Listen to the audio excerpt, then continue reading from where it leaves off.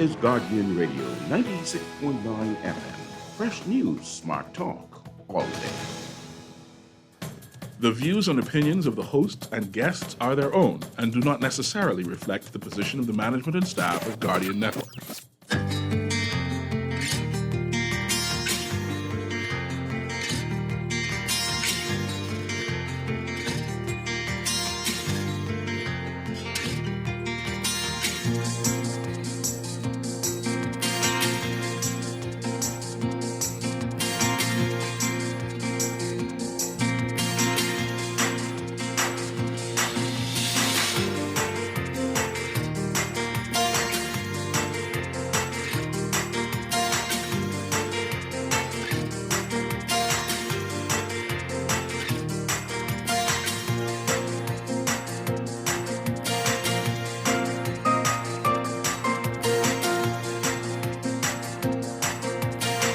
Good morning. Breaking point. Princess Margaret Hospital seeing more ill COVID patients than in second wave.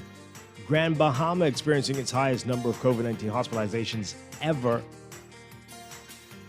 And with the voter registration exercise, we're told the department is following the law. It's all straight ahead this morning. I'm Dwight Strachan, and this is Morning Blend. Wake up, it's a new day. Wake up, it's a new day. It's the start of a new way.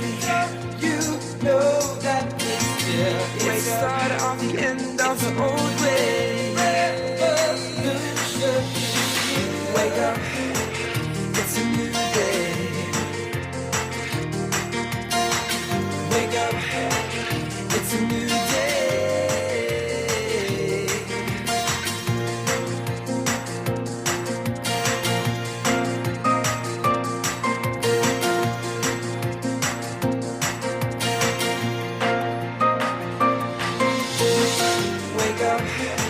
Good morning again, Bahamas. It is Friday, July 23rd, 2021. This is Morning Blend on Guardian Radio 96.9.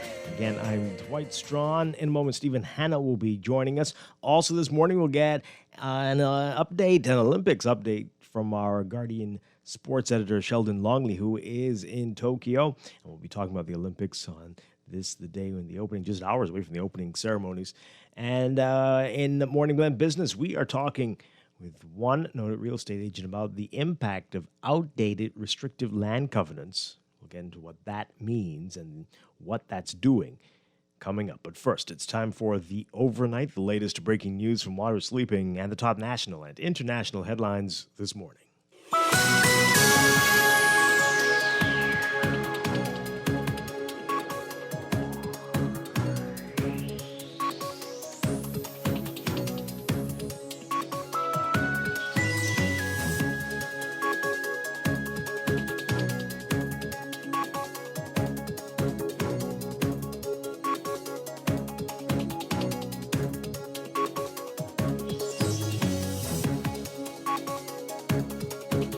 In the overnight, while Princess Margaret Hospital is being inundated with COVID-19 patients, many of whom are fighting for their next breath, healthcare workers are burnt out.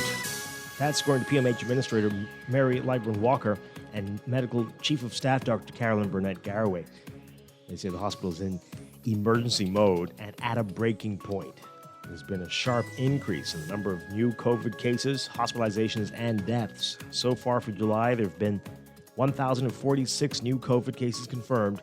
As of Tuesday, 92 people were hospitalized with COVID-19 in the Bahamas, up drastically from 73 a week before.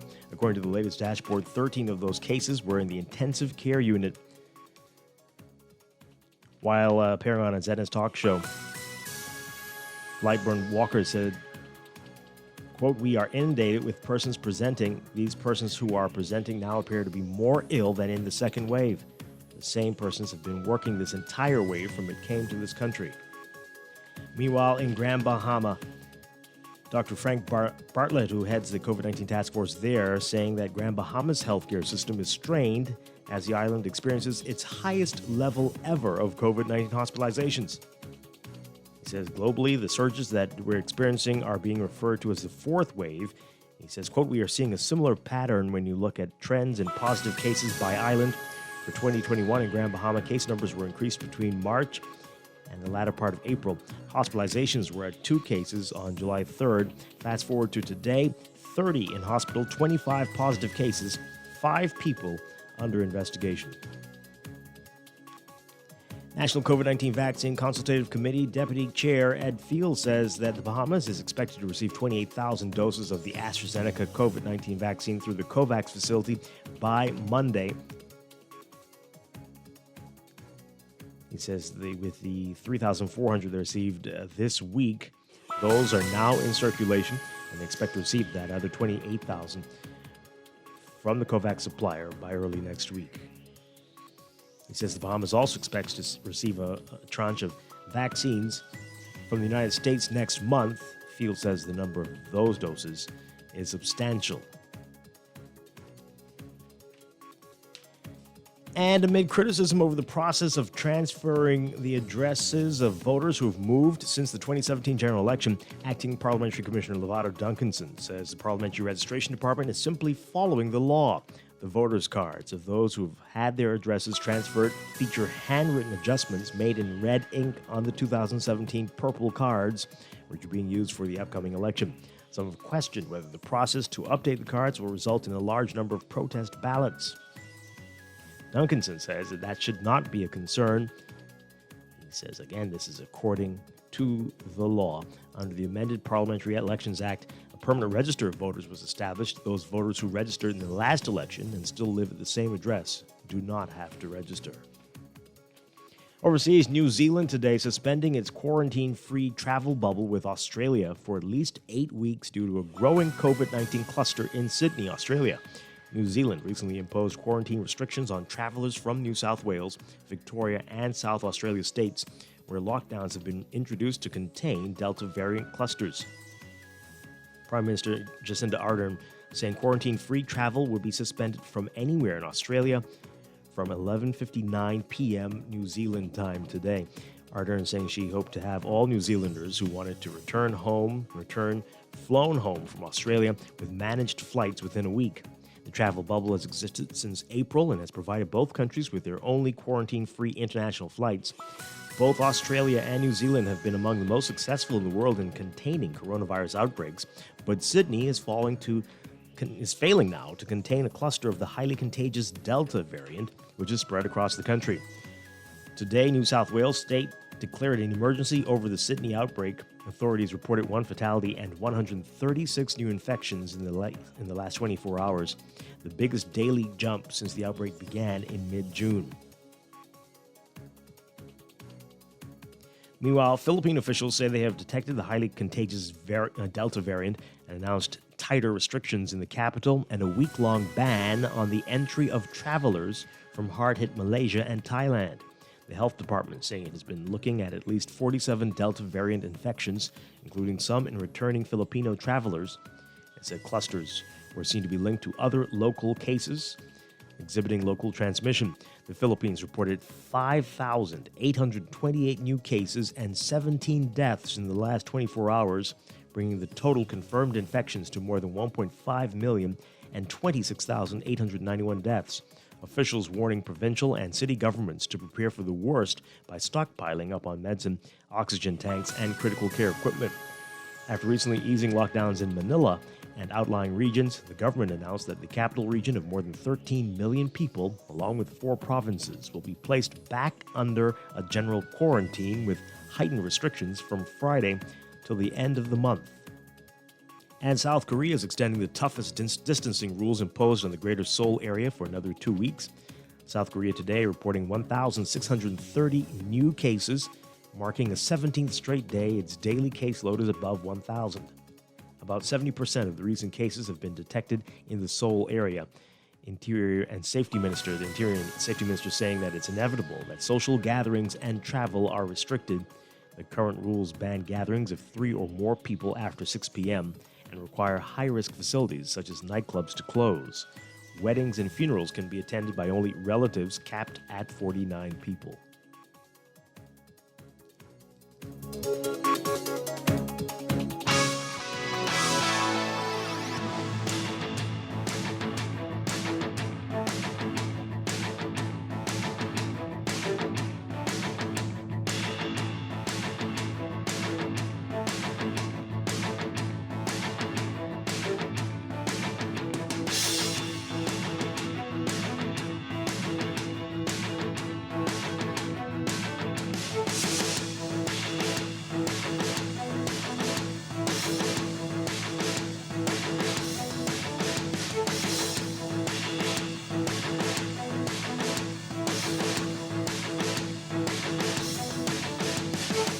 And in sports, 8:03 p.m. in Tokyo, and the Olympics, the opening ceremony is officially underway.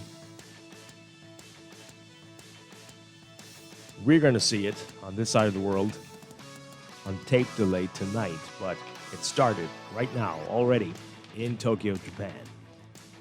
Our Sheldon Longley providing coverage. He has an update for us from what happened yesterday. We'll be hearing that in a few minutes, but you can follow his coverage in today's Nassau Guardian sports section. That's sports, and that's the overnight. Time for your first look at weather.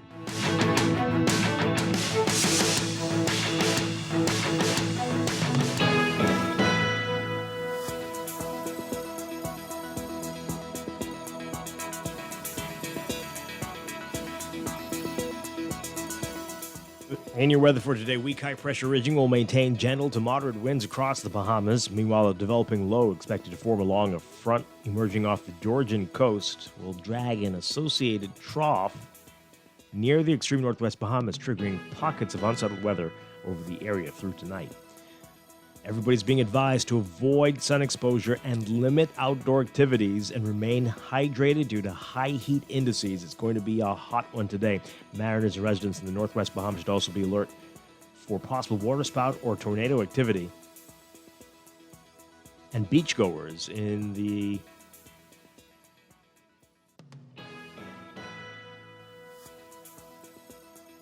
southeast Bahamas should exercise caution along east and south coast beaches. For today, for the northwest Bahamas, we're looking at partly cloudy, hot, and humid conditions with a few isolated showers and isolated thunderstorms, mainly in the extreme northwestern islands through tonight. Wind southeast to south at 10 to 15 knots, falling light and variable at times, seas 2 to 4 feet. For the central and southeast Bahamas, variably hot, cloudy, hazy, and breezy, especially in the southeast Bahamas, a few stray showers through tonight. Smokecraft caution in effect for the southeast Bahamas, winds east to southeast at 10 to 15 knots in the central islands, 15 to 20 knots, with higher gusts in the southeast Bahamas, seas 2 to 4 feet in the central islands, but 4 to 7 feet in the southeastern Bahamas. Off to a warm start, it is about 82 Fahrenheit in Nassau, 81 in Freeport. Look for highs getting up to 93 Fahrenheit, 34 Celsius. The heat index in the triple digits again, 104 Fahrenheit, 40 Celsius. Overnight lows tonight getting down about 77 Fahrenheit, 25 Celsius. That's your first look at weather this morning. We'll have an extended outlook and a look at the tropics coming up after traffic in just a bit.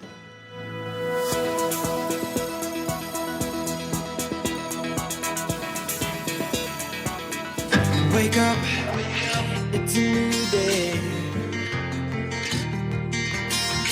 Wake up, it's a new day. It's the start of a new way. You know that it's the start of the end of the old way. Wake up, it's a new day. Wake up, it's a new day. You're listening to Morning Blend. When we come back, we're discussing today's top stories right here on Guardian Radio 96.9, your home for fresh news and smart talk all day. Wake up, it's a new day. Wake up, it's a new day. Wake up, wake up.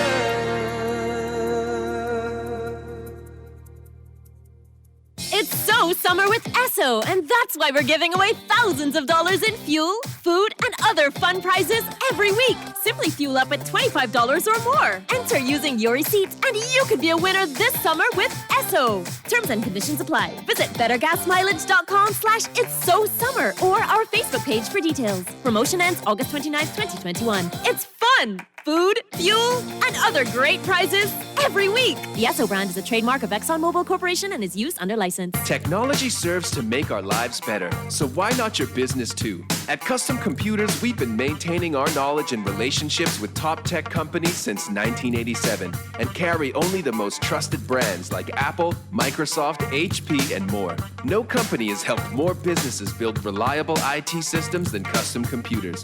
You name it, we've done it. Call 396-1101 to talk to any of our business experts. Find trust in your tech. Count on Custom Computers. RBC Royal Bank introduces our new Saturday banking services on Saturday, July 17th at Cable Beach, Carmichael, and Prince Charles, operating 9 a.m. to 3 p.m. New services will focus on helping clients with advice-oriented needs and getting them more comfortable with RBC digital banking. Cash will only be available through our ATMs and accepted for deposits via our ATMs or non-stop depository services. If you have questions, call our advice center at 356-8500. Reimagine Saturday services with RBC.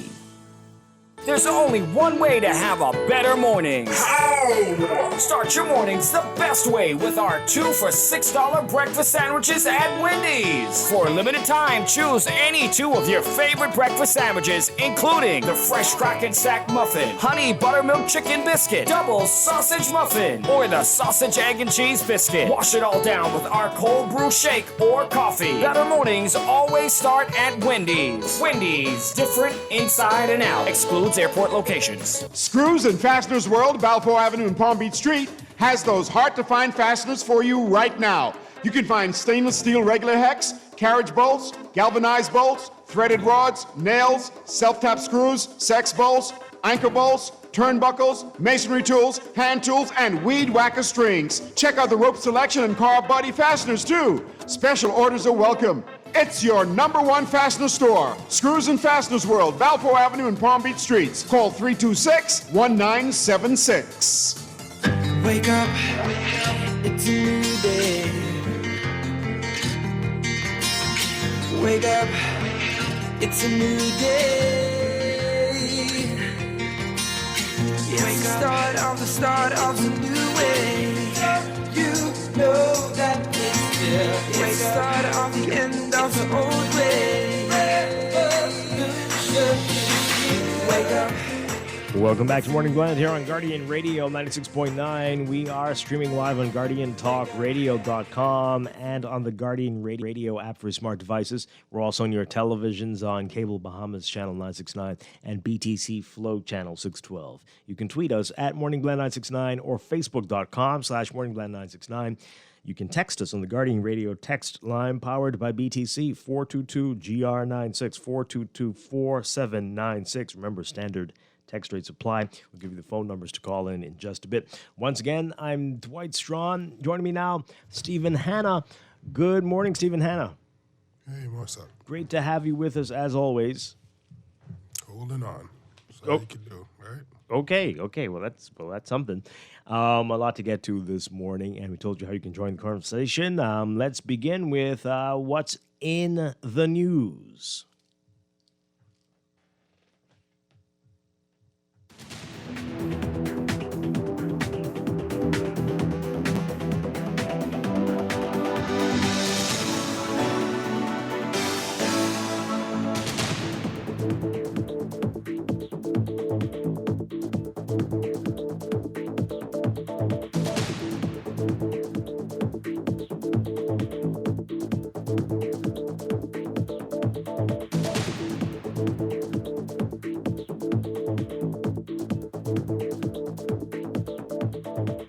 And in the news, as we told you, the Olympics are underway. Well, they've been underway for the past few days, but the official opening ceremonies are underway right now in Tokyo. And already getting some text messages about this.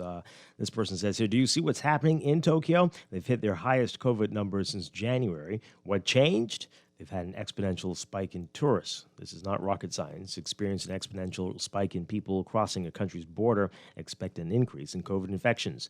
So watch the Aguilar's Tourism's hot statements and be ready with the COVID beds. Okay, so what would you do? You just would shut the border until it's all over. Just asking, texter, just asking. What do you do when that is the lifeblood of the economy of the country? What do you do? Waiting for your answer. All right. This one here, telling you how to watch the Olympics. Okay. Sure. Yeah, you heard in the overnight what's going on over in Asia. That's not the only part of the world that's seeing spikes all over, everywhere. We're seeing these numbers. It is disturbing. The U.S. as well. Florida is the hot spot in the U.S. again. And it's very, very scary. You're hearing the lockdowns, curfews, restrictions being put back in places that had lifted them, mask mandates returning in places that had lifted them. And we are experiencing the same here with the spiking numbers. PMH officials saying they are at the breaking point. Grand Bahama officials saying that they are seeing the highest number of hospitalizations they've ever had. You know, in a way, this makes sense. It all makes sense now. How? What? No. Okay, remember the whole entire thing was that from the very beginning, the problem isn't necessarily that if you don't get medical treatment, that like you wouldn't survive if you got medical treatment, right? But the problem was that because so many people needed medical treatment at the same time, that the resources were so thin that people who wouldn't ordinarily die, would die, right? And now... And not just from COVID. Yeah, not just from COVID, but from other things as well. But COVID, because then there are people who have comorbidities, and let's not mistake it, there are people who live to be almost 70, if not into their 70s, with high blood pressure, obese. It's not like they would have died if COVID didn't exist. They would have probably lived a long, complicated life, but they would have lived a longer life, right? But I think that part of the issue was people not fully understanding what it was that was trying to be done. Because even something as simple as, well, how do they have a vaccine already or whatever, right? And it's maybe a situation where, you know, like each industry has its jargon, right? Has their own words for different things. And like to us, it means one thing, but to them, it means something else. Because like to us, a theory means an idea. But to a scientist, a theory is a proven, like you have to prove a theory. So this is more or less, this is closer to a fact than an idea that you have in the back of your head. I think that the word made people think, oh, that means that once you get this vaccine, COVID is over or whatever. And then a lot of people were like, well, I don't understand how they could make the cure for this so quickly. And the thing is, they didn't. They didn't make the cure. What they made was something that's going to stop it from killing you, which isn't a cure as much as it's like a life vest. It's not another boat. This is going to keep you floating in the water long enough for something else to come and save you, or for you, in this case, hopefully your own body or time or whatever it is. And because people notice it's us in America and Britain and places where they have this whole thing where it became super politicized, as opposed to like, let's just deal with it, right? Because I don't know if Italy has the same issue with the vaccine because they was dying left, right, and center. So I don't know if Italy was like, oh no, we don't want it. And the same thing with Japan. Japan is like, oh, we they have very low uptakes. So there's the vaccine hesitancy all over. Right, but I said because of the vaccine hesitancy, now when we have this supposed third or fourth wave or whatever, right? The scientists weren't trying to prevent this. They were trying to prevent everybody who gets sick from dying and having to go to the hospital. That's what they really were trying to do. But what happened is not enough people got the shot. And so now it's not working because there's a breakdown in communications. Like people are like, oh, y'all think y'all have the cure and y'all trying to give me this thing out of the blue. And it's like, oh no, it's not a cure. This is just a life. And that's where we're at. Right. So it suddenly it all clicks inside my head. Like, oh, yeah, we have the exact same numbers of people getting sick probably, but we have way more people in the hospital because this ain't even the original boy. This the worst one, and we don't have no lockdowns no more. So, what would have been stopped because we were confined to our house is now just rampant. Plus the tourists. So it's like, it's just a lot happening. Indeed. Let's hear what you have to say, folks. Again, PMH says it's at the breaking point. Grand Bahama, the numbers are staggering. What do we do? Still not enough vaccines in the country. We're expecting 28,000 doses by Tuesday, and some more from the U.S. in a few days. But what do we do now? Let's Wash hands and stay away from people, I guess. Hey, 323-6232, 325-4316, 325-4259. Tweet us, Facebook us, text us, 422-4796. Let's go to the text line. Someone says here, Dwight, that is the $1 million question. What should be done? Definitely lockdowns, though, not on the agenda. Another one here. I have a question for you. The good doctor can't get the nurses to take the vaccine, but she's trying to get the government to lock us down. From day one, the doctors did not know the full extent of the issue. Yeah, but that's two different things. Yeah, what does that have to do with anything? That's people's personal choices. No. I'm not even talking about your personal choice. Whatever your personal, whatever. I don't. That's like saying, "What's your religion?" Before I give you something. I don't. Whatever. Right.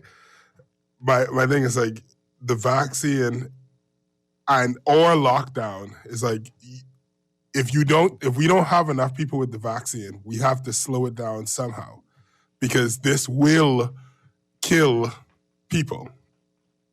Right? And like we have a particularly susceptible population because a lot of us are overweight, a lot of us have a history of all sorts of disease in our family. There's a high rate of cancer, all these different things that would put a lot of people at risk. Mm-hmm. So it's like you have to do something. You can't say, "Oh, how dare you? Nobody taking the vaccine and now you unlock us down. This is unbelievable." It's like, well, if nothing happens, then the people are going to complain. You just let everybody die. So like you got to do something. Yep. Here's a text. First, this is the person who mentioned Tokyo, and I asked, what are you going to do? All right. Well, they're going to say, first, I would stop trying to hide the Delta variant. I don't know who's doing that. To hide variant data. Second, I would not pretend that tourists are magically safer. Okay. Every tourist needs a PCR test to enter.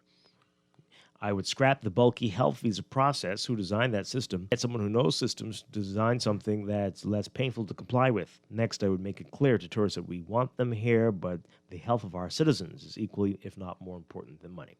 Okay, all right.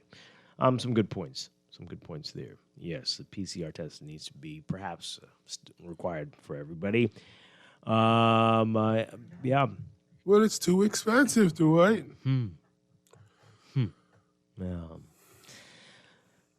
Boy. We'll get that call in a second. This text here, we saw the increases of these COVID numbers for the past few weeks, especially in New Providence, and took no measures to deal with the problem. Now it's getting worse. Let's pray whenever they decide to take stricter measures. Let's hope it's not too late. All right. Let's go to the phone lines. Good morning, caller. You're on the air. Good morning, caller. Good morning. How are you all this morning? Doing well. That's good. Do you remember when this COVID-19 virus first came to the Bahamas and we had one case and we were locked down? You remember that? Yeah, of course. Mm-hmm. Okay. Now we in the hundreds, or almost in the hundreds, hospitalized, and all they thinking about right now is an election and just opening up for the tourists. You know, my thing is the time we take to think about the election and open up for the tourists, all that money that was burned, we should have been all around the world trying to purchase some vaccines. You realize we haven't got the first dose that we supposed to have purchased as yet, not the first dose. Do you realize that? I didn't realize that.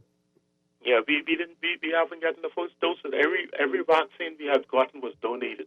Every last one. You can fact check it for yourself. Yeah, well, I know that's an issue around the world, and that's one of the things. I understand all that, sir. No, I wasn't defending it. I'm not saying you defend it. I'm saying I understand that. But the problem is, listen to me. You remember when COVID first started? I told the government myself, because I do a lot of business at Alibaba, the co-founder of Alibaba, Jack Ma, was giving PPPs to countries all around the world free. And these guys went to even do the research to see if they could have gotten some of those. His foundation was giving it, even to the U.S., got some of it from Mr. Jack Ma. You know, sometimes you have to take the initiative, at least try. And if you ask, it only can be a yes or no. You understand what I'm saying? But, you know, I'm saying I'm not hitting the government for what's going on. I'm hitting the government for not taking enough. Stop being, you have to be proactive instead of reactive. You know? Only way you know if you can get some vaccines from around the world if you try. I will every major country in the world. I would ask them if I could purchase even if only 10,000 vaccines from them. You might can't get a high percentage from these countries, but they probably will give you a little bit.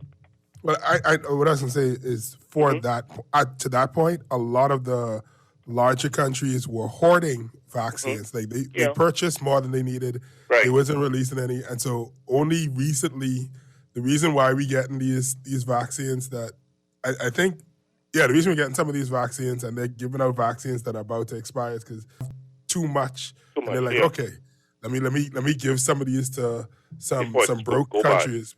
Right, but I mean, your point is taken though. Like there are other things that the government could be doing, because even if it's something as simple, then if we can't get the vaccines, can we get the test from somebody at a cheaper rate or something? If you remember that companies had brought in 3 million tests of the I think that was the cheapest test that and they were telling the government they used it when persons are coming into the Bahamas. They had 3 million, and they get a test every Bahamian twice, and still had change. And the government refused those. And there were Bahamians that did that. Okay? So, you know, you can't be pig-head sometimes, and you just got to try to work together with each other and see how best we can try to solve the problems that we have here in the Bahamas. Well, you know? caller, the ones that are available are the ones from China and Russia. I'm sure we could get them very easily. Are you prepared to take those? But my thing is, sir, with all due respect, listen to me. You talking about the vaccine? If we get some vaccines, and we have a program that we can try to educate the Bahamian people more on what's really taking place around the world. Yes, the vaccine has not been tested to the point that they've been approved, that they are certified to be, you know what I'm trying to say, right? At least the Bahamian people, by seeing the amount of deaths, like you remember when it first started, we was getting the figures on time and knowing exactly who's sick, who's died, and who's this and that. We rarely get that at this time. That's not true. That's not true. That is not true. We get them every day.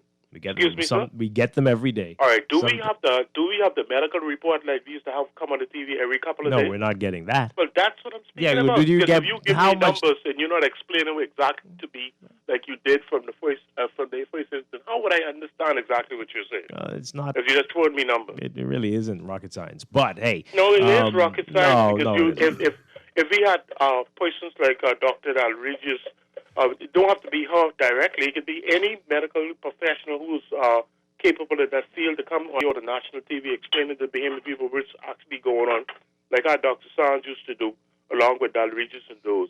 People would take this vaccine and this virus way more seriously than they did. I actually don't agree with you on that. And people were getting annoyed and making it a joke and commenting foolishly when it was streaming live on Facebook.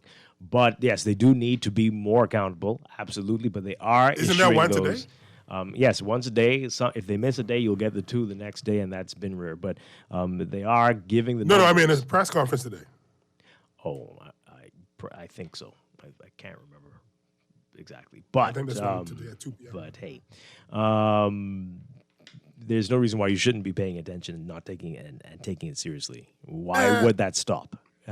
Do you not hear what's happening around the world? Did you think the Bahamas would be immune to it? How is that possible?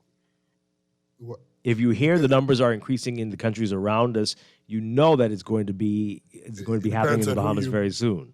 It depends on who you're believing in the news. Well, then that's your issue, right? That's your issue. But how could you not? How many people are dying? Many people we all know. What do you think this is? A game? No. Listen, I'm talking about you, Stephen. I'm just talking about the people who are like, people will be taking it seriously. How could you not be taking it seriously after all this time? Well, as I'm saying, like I fall halfway between you and the caller because I feel like, yeah, sure, I'm out here reading news or whatever, but not everybody is reading news. No, and, that's again. But once again, if this ain't like, oh, you could win a prize sort of situation. This is a life or death situation. And when it comes to things like that, I think it is important for things to be as digestible as possible. So, like, you're right, they do put out the numbers all the time, but the numbers went from being easy to read, colorful dashboard to a spreadsheet, right? And my question has always been, what was the reason for that? Were they afraid that too many people were finding it entertaining? Too many people were sharing it? It's really not that. It's not that hard to read, Stephen. I'm not saying it's not that hard to read. I'm saying that people. There's a difference between getting an Excel spreadsheet and getting an infographic. Hi. Hey, And I'm just saying, like, these other people could tell you every shenanigan of Drake. So let's stop. If you pay attention to what is important in the world, folks. Okay, those excuses are stupid. Let's just call out the idiotic nonsense. Stop now. Stop it. It is. It's foolish. How isn't it? Stephen, let's not even argue about it. Let's go to the call. I've never heard so much nonsense in my life. Good morning, call. You're on the air. Good morning, Dwight, and Stephen. How are you doing? Hi. Good morning. Good morning. Good morning to the nation. Dwight, you made a statement that prompted me to call in. In your frustration, I presume, you stated this is not a game. The fact of the matter, Dwight, is the Minister of Health, the Prime Minister, the Cabinet of the Bahamas, they're the biggest enablers of the spread of COVID-19 in this country to date. Okay? You look at the fact that PAHO is crying out for the government of the Bahamas to change its protocols with regards to tourism visitors to our country. Has the government done anything to change it? Recognizing and knowing the fact, the scientific and medical facts that even if you are fully vaccinated, you can still spread COVID-19. The fact of the matter is we have a very low percentage of our population who has been inoculated, and as a result, they are completely exposed to contracting COVID-19. But yet still, the government is allowing for persons who are fully vaccinated to come into this country without knowing the status or their COVID-19 status, which is absolutely stupid, asinine, and ridiculous. Further, Dwight, in your report earlier, when you started off your show, you said that the deputy head of the vaccine committee reported that we received 28,000, but that's not accurate. He reported that we received 33,000, and 5,000 of that 33,000 is going to pay off. I think it's Barbuda, who we would have borrowed 5,000 vaccines from. What has our country come to, Dwight? What is going on with the government of the Bahamas? We are supposed to be the leaders in CARICOM. We are acting like some banana republic, third world functioning nation that is going to a fourth world functioning nation underneath this lousy, incompetent government. And it's sickening, man. They need to get out of our parliament because they don't know what they are doing. Thank you. Okay. Just for clarification, there's no such thing as a fourth world. Well, yeah, there is an update today. The first one in a long time. 2 p.m. 2 p.m. All right. Let's take another call. Good morning. Sorry. I'm sorry, Dwight. You didn't know that? You didn't see the Excel spreadsheet for that? They didn't have that in there, but this is a different. Okay, but I got it. Yeah, through my channels, but you didn't get it. Yeah. Wouldn't it be great if they had put it inside a way and a format that would get to you? They should. What difference does it make? But hey, you would have missed for people saying that there's no way to know about what's going on in the world. That's what we're talking about. I don't think anybody's saying that. Well, I'm saying that it's not being pushed the same way it was in the beginning. I feel like that's what the caller was saying. And that's why I'm saying I'm midway between it. Yes, it is our responsibility for our life and for our family and friends to do the most. But at the same time, the reason the government exists is to do the big things that individuals may not always see as priority. And one of those things is going to be, if it takes an infographic to make sure that people take this seriously, then make an infographic. They still have the people working for them who made the infographic. Just make another infographic. That's all I'm saying. All right. Let's take this call. Good morning, caller. You're on the air. Hi, good morning. Are you there? All right. There is somebody doing that you don't like how they're doing it. Well, then do it yourself, right? Make it for other people. Make it the colorful, pretty way that you liked it before. If you feel that the chart that they're giving is not providing the information that's suitable. No? You talking to me? I'm talking to you. I'm saying that's a ridiculous suggestion. Is right? it? Because they were doing it. It was working. No one was complaining about the infographic. They changed it from an infographic to something closer to, like, what they made is something that looks professional and is what I would expect them to send to reporters. But it's not the same thing as what they started off when they was doing it, making sure that the public directly gets the information. And I only want to know, why did they change it? Perhaps it's easier for them with the amount of information that's coming to them. The numbers are changing every day. Maybe it's easier for them to input it in this way, but it really isn't that hard to decipher what's going on. It's not a situation of whether or not you could read it. There are things that I could read that a lot of other people can't read, but that doesn't mean like everybody should read it that way. Okay. It's like, all right. Hey, fix it if you have a problem. Good morning, caller. You're on the air.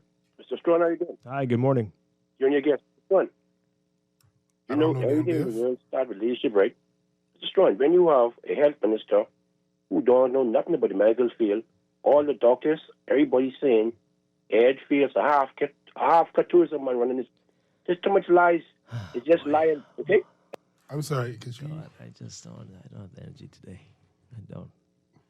I don't have the energy today. Let's go back to the. Are you gonna apologize for what he just said? He made a very serious accusation. I'm about to go to music till 10:30. Let's go to the text line. Every time we. All right, so that's the end of that, right? Producer? Yeah, we can't.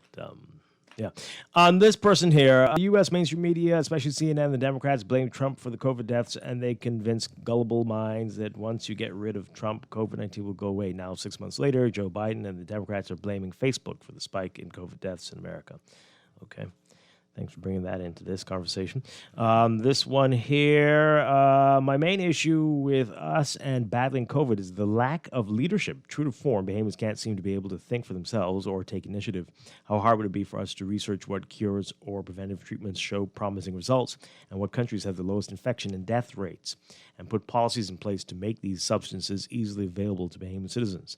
The main issue here is the lack of leadership or initiative. How many of the daily positive COVID tests are from vaccinated persons? Well, Dr. Forbes keeps saying that the number of people hospitalized at their facilities who have been fully vaccinated, 99% mostly unvaccinated people. Yeah. Right? And a tiny percentage of people who are half-vaxxed.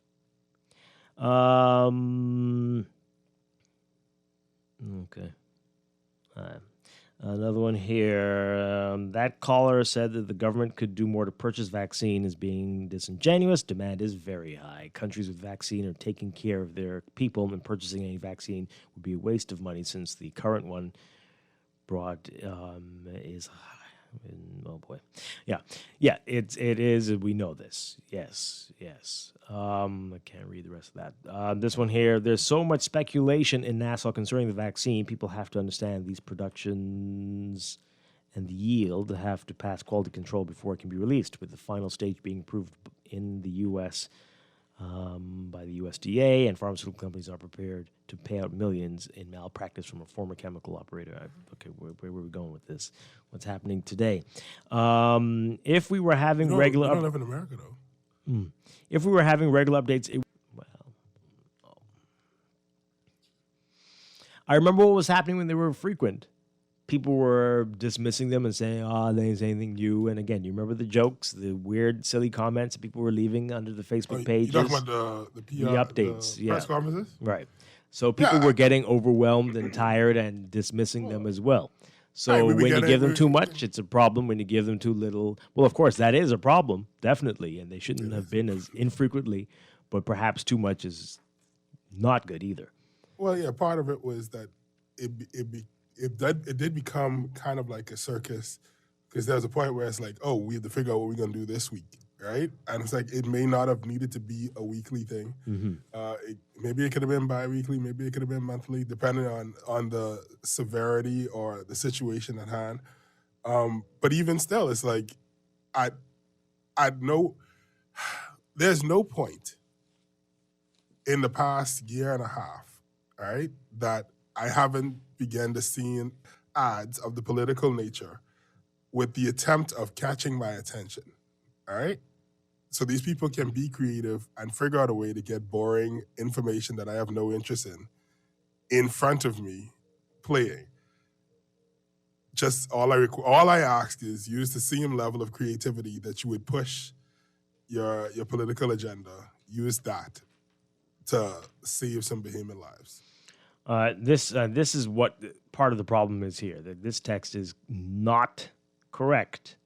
Listen to what the person's saying. The CDC is now saying that the immunocompromised, fully vaccinated may need a booster shot. Do you see our government addressing this contingency urgently?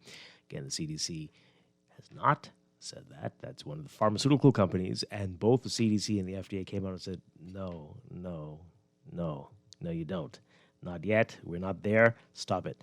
Right? So this is part of the problem there. That was one pharmaceutical company that said, we think you might, and the FDA and the CDC issued a joint statement saying, no. What will happen down the road, we don't know. But no, that's not necessary right now. So that's important to address what you said. I hope you heard that, texter, right? What are you moaning for? What were you going to say? I Google it just to make sure, because these things change. Has that changed already?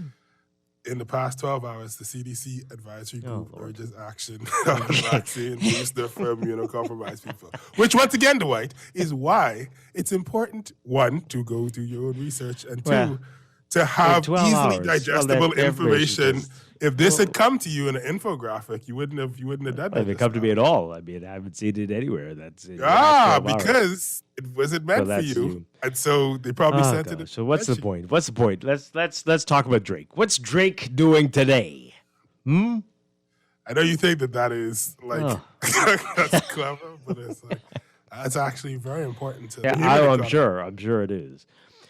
That man is single-handedly, at one point, was keeping the economy alive. I want you to know that. It's like every American dollar we had at one point last year was coming directly from his pocket. Well, let's go back to the texter. Okay, well, hey, we don't have enough vaccines for the second dose, so we're in problems. We're in big problems. Big time. Okay. This text, but it is not killing the healthy people. So the unhealthy people need to take care of themselves and not go out. Let the healthy people carry the economy. The virus can't be stopped. Well, I don't know if you're correct about that, whether it's not killing healthy people. Who have jobs. It's like it's the unhealthy people who have jobs. How you think they get unhealthy? It's like you can't be unhealthy and poor. Nah. It's like only people with jobs could afford to eat shrimp and sushi every day. Oh boy, this one here says, people kill me every time they say that more education would cause Bahamians to take the vaccine. For Bahamians. Well, I guess, as you've been saying, Stephen, it depends on the manner in which you educate them. Right, because honestly, it like, however you feel about it, half of your listeners, if not a 3/4 of them, have at least one solo song on their phone because somebody sent it to them. All right? If we were serious about reaching persons with specific information, we would find a way. Because now we all of us have a song about chicken or how much the toll is, the rising cost of the toll to go over PI. We have that on our phone. But we're not entirely certain if we need a booster shot if we're immunocompromised. Mm-hmm. You know what I'm saying? So it's like there's a need for, one, the information to be unpacked by. So every time the doctors them come out, I'm happy for that. But there are also persons who are like, there are persons who don't listen to this show because they're like, babe, I don't understand these dudes I'm saying, they're too boring. Like, they're using these big words or whatever. Those persons cannot be left behind just because they don't speak the same way as us, or they don't understand what we're saying in the way that we're saying it. You know what I'm saying? We have to reach all of them, if only for the selfish reason that it only works if everybody is on the same page. If half of us are like, oh, I don't care. So if that is the case and the government's not getting it, that's what I'm saying. So people who do get it and feel that that needs to be broken down, they need to take the initiative to get that message out. And you may say, oh, that shouldn't be my problem. What do we pay these people for? But they're not doing it. So what are you going to do? You have a better way. Do it. Do it as your public duty, your civil service, something, right? Is that asking a lot? Is it asking too much? You see a better way. It's out.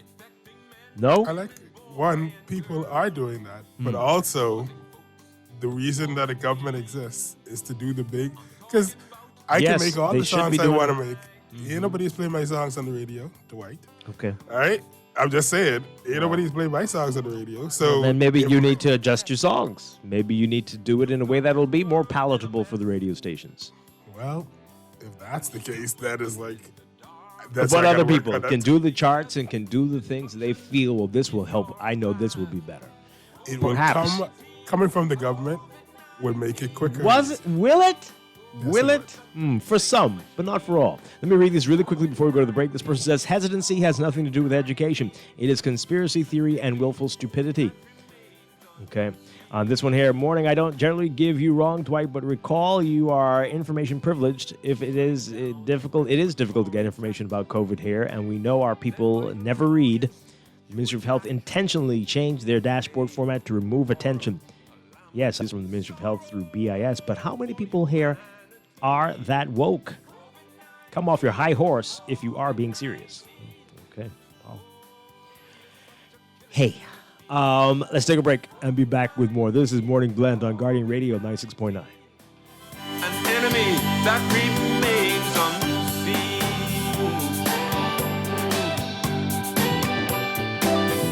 2020, a deadly year, brought so many nightmares, young, old, and in between. We'll remember COVID-19. This is Guardian Radio 96.9 FM, Nassau, Bahamas.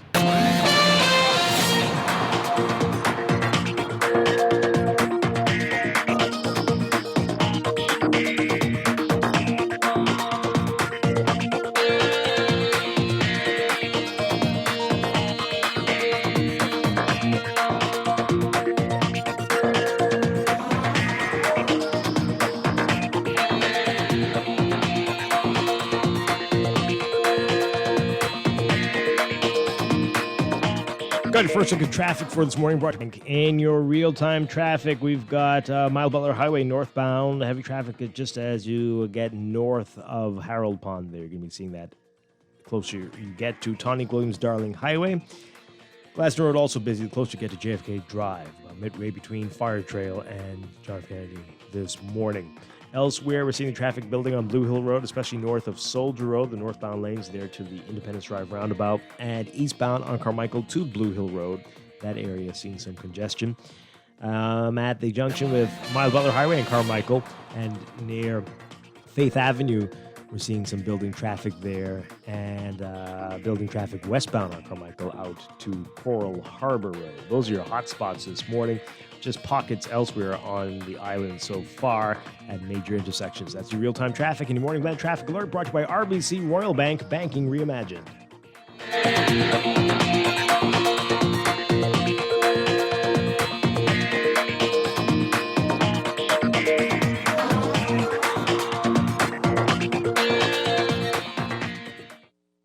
Enjoy an elevated mobile experience with BTC, giving you unlimited talk for the best conversations, unlimited data fun, and unlimited roaming to stay connected while overseas. For just $50 per line. Unlock unlimited mobile talk, data, and roaming when you sign up for BTC Superfast Fiber Internet with speed starting at 100 megabits per second. Enjoy more great savings and value. Upgrade or sign up today. Visit any BTC store or btcbahamas.com. Conditions apply. Travel less, but vacation more by indulging yourself and your family with the ultimate staycation getaway at Atlantis. Sleep in, relax, play, go out. Say yes to a fantastic staycation in your very own paradise just over the bridge. For reservations, call 363-6483 or visit Atlantis Local on Facebook for details. Tired of banks forcing you to use technology to bank the way they want you to? Your convenience is important. So no matter what your banking needs, Commonwealth Bank's friendly staff are always available in branch for that personal one-on-one service. But when you choose technology, our online and mobile banking app offers you state-of-the-art functionality. The choice is yours. Commonwealth Bank. Bank the way you want. This is Guardian Radio 96.9 FM, Nassau, Bahamas. Oh yeah! Let's go! You do the crime, you must do the time. KB and Sting say so. Oh yeah! Let's go! Crime doesn't pay, boy. Crime doesn't pay. Don't throw your life away, boy. Crime doesn't pay. If being bad was good, boy, then why they lock away?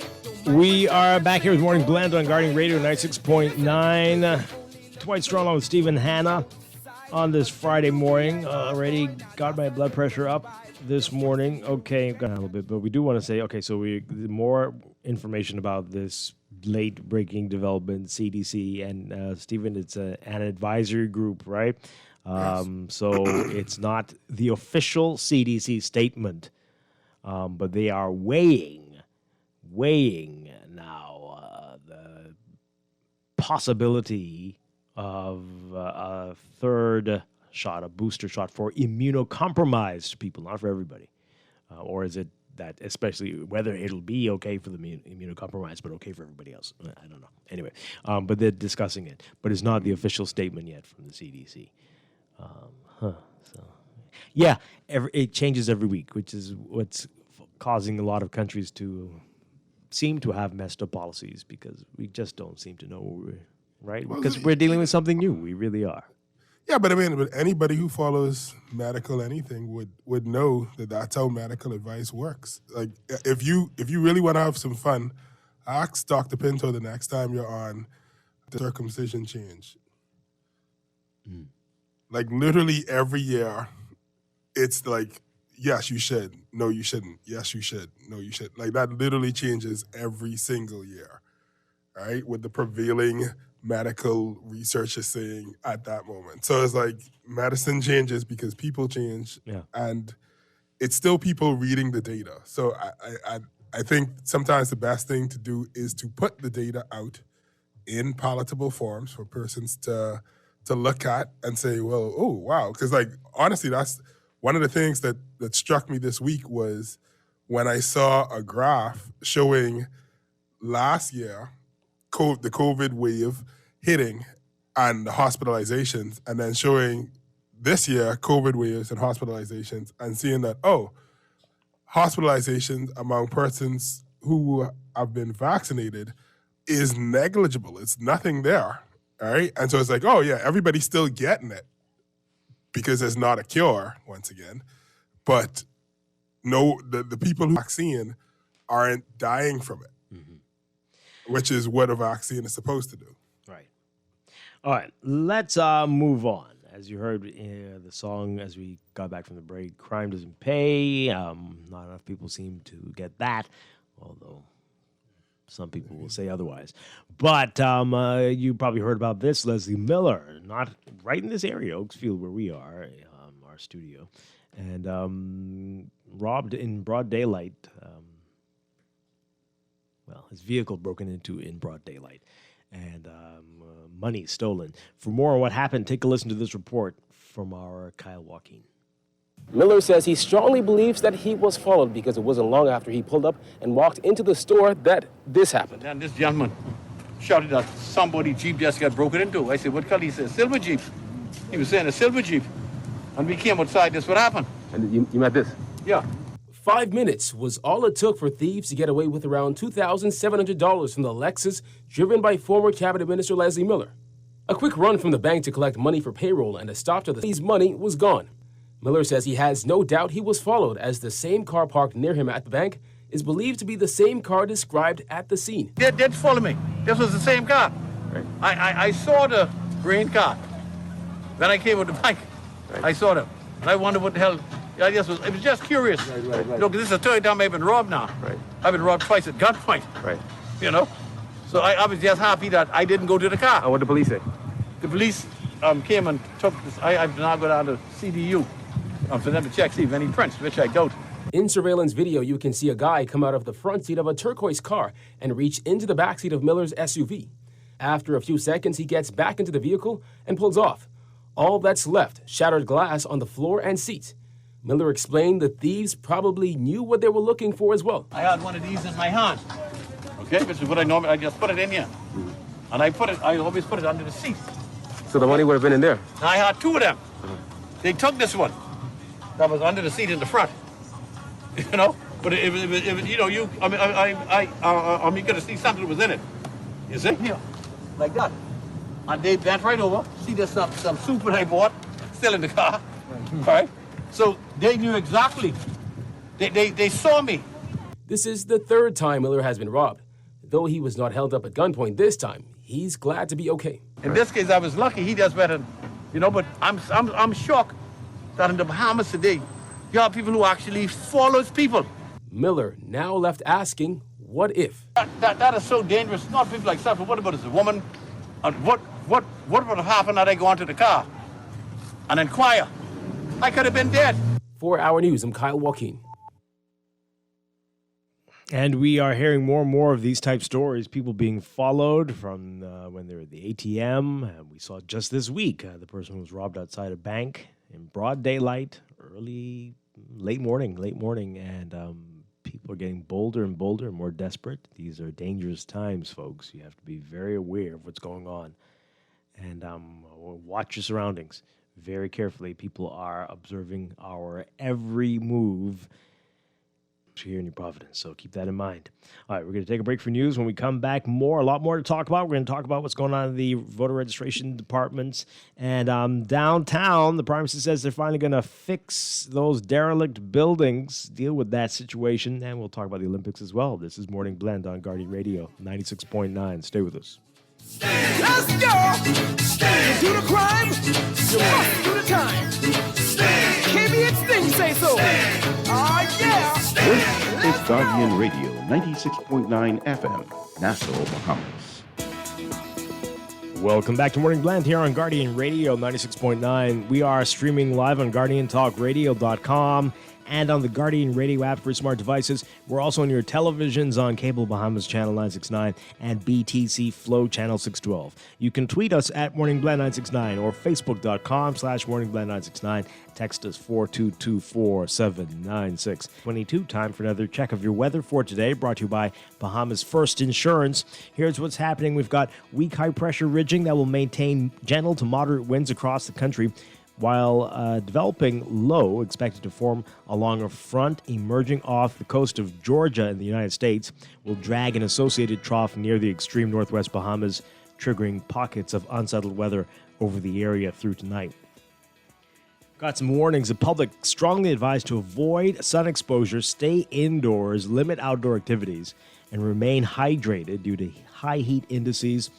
Mariners and residents in the northwest Bahamas should be alert for possible waterspout or tornado activity, and beachgoers in the southeast Bahamas should exercise caution along east and south coast beaches. A lot to remember there. For the northwest Bahamas today, your forecast calls for partly cloudy, hot and humid conditions with a few isolated showers and isolated thunderstorms, possibly mainly in the extreme northwest Bahamas through tonight. For the central and southeast Bahamas, variably cloudy, hot and a bit hazy, Breezy mainly in the southeast Bahamas with a few stray showers through tonight. Smoke-craft caution to Bahamas. Temperature-wise, today it's going to be hot. Highs getting up to around 93 Fahrenheit, 34 Celsius. The heat index will make it feel like 104 Fahrenheit, 40 Celsius. And the overnight lows tonight getting down about 77 Fahrenheit, 25 Celsius. In your extended outlook for the weekend, troughing associated with that developing low-pressure system off the coast of Georgia will generate unsettled weather over portions of the Bahamas throughout the weekend. Meanwhile, another pulse of Saharan dust will promote milky-looking skies over portions of the southern Bahamas as well.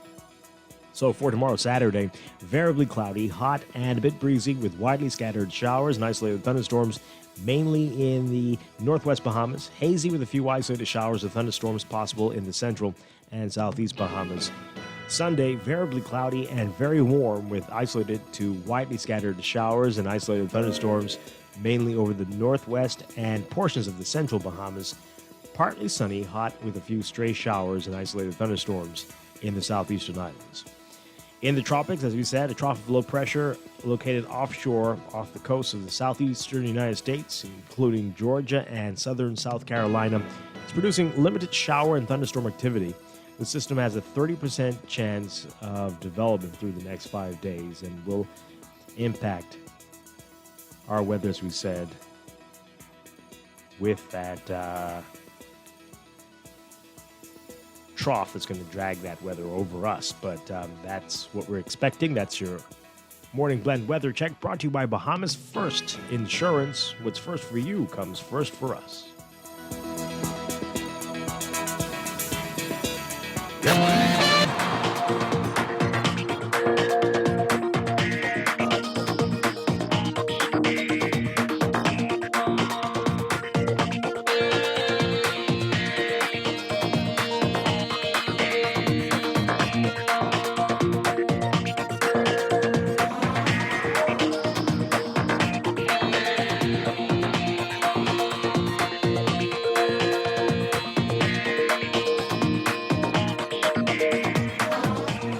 And time for another check of your traffic for this morning, brought to you by RBC Royal Bank.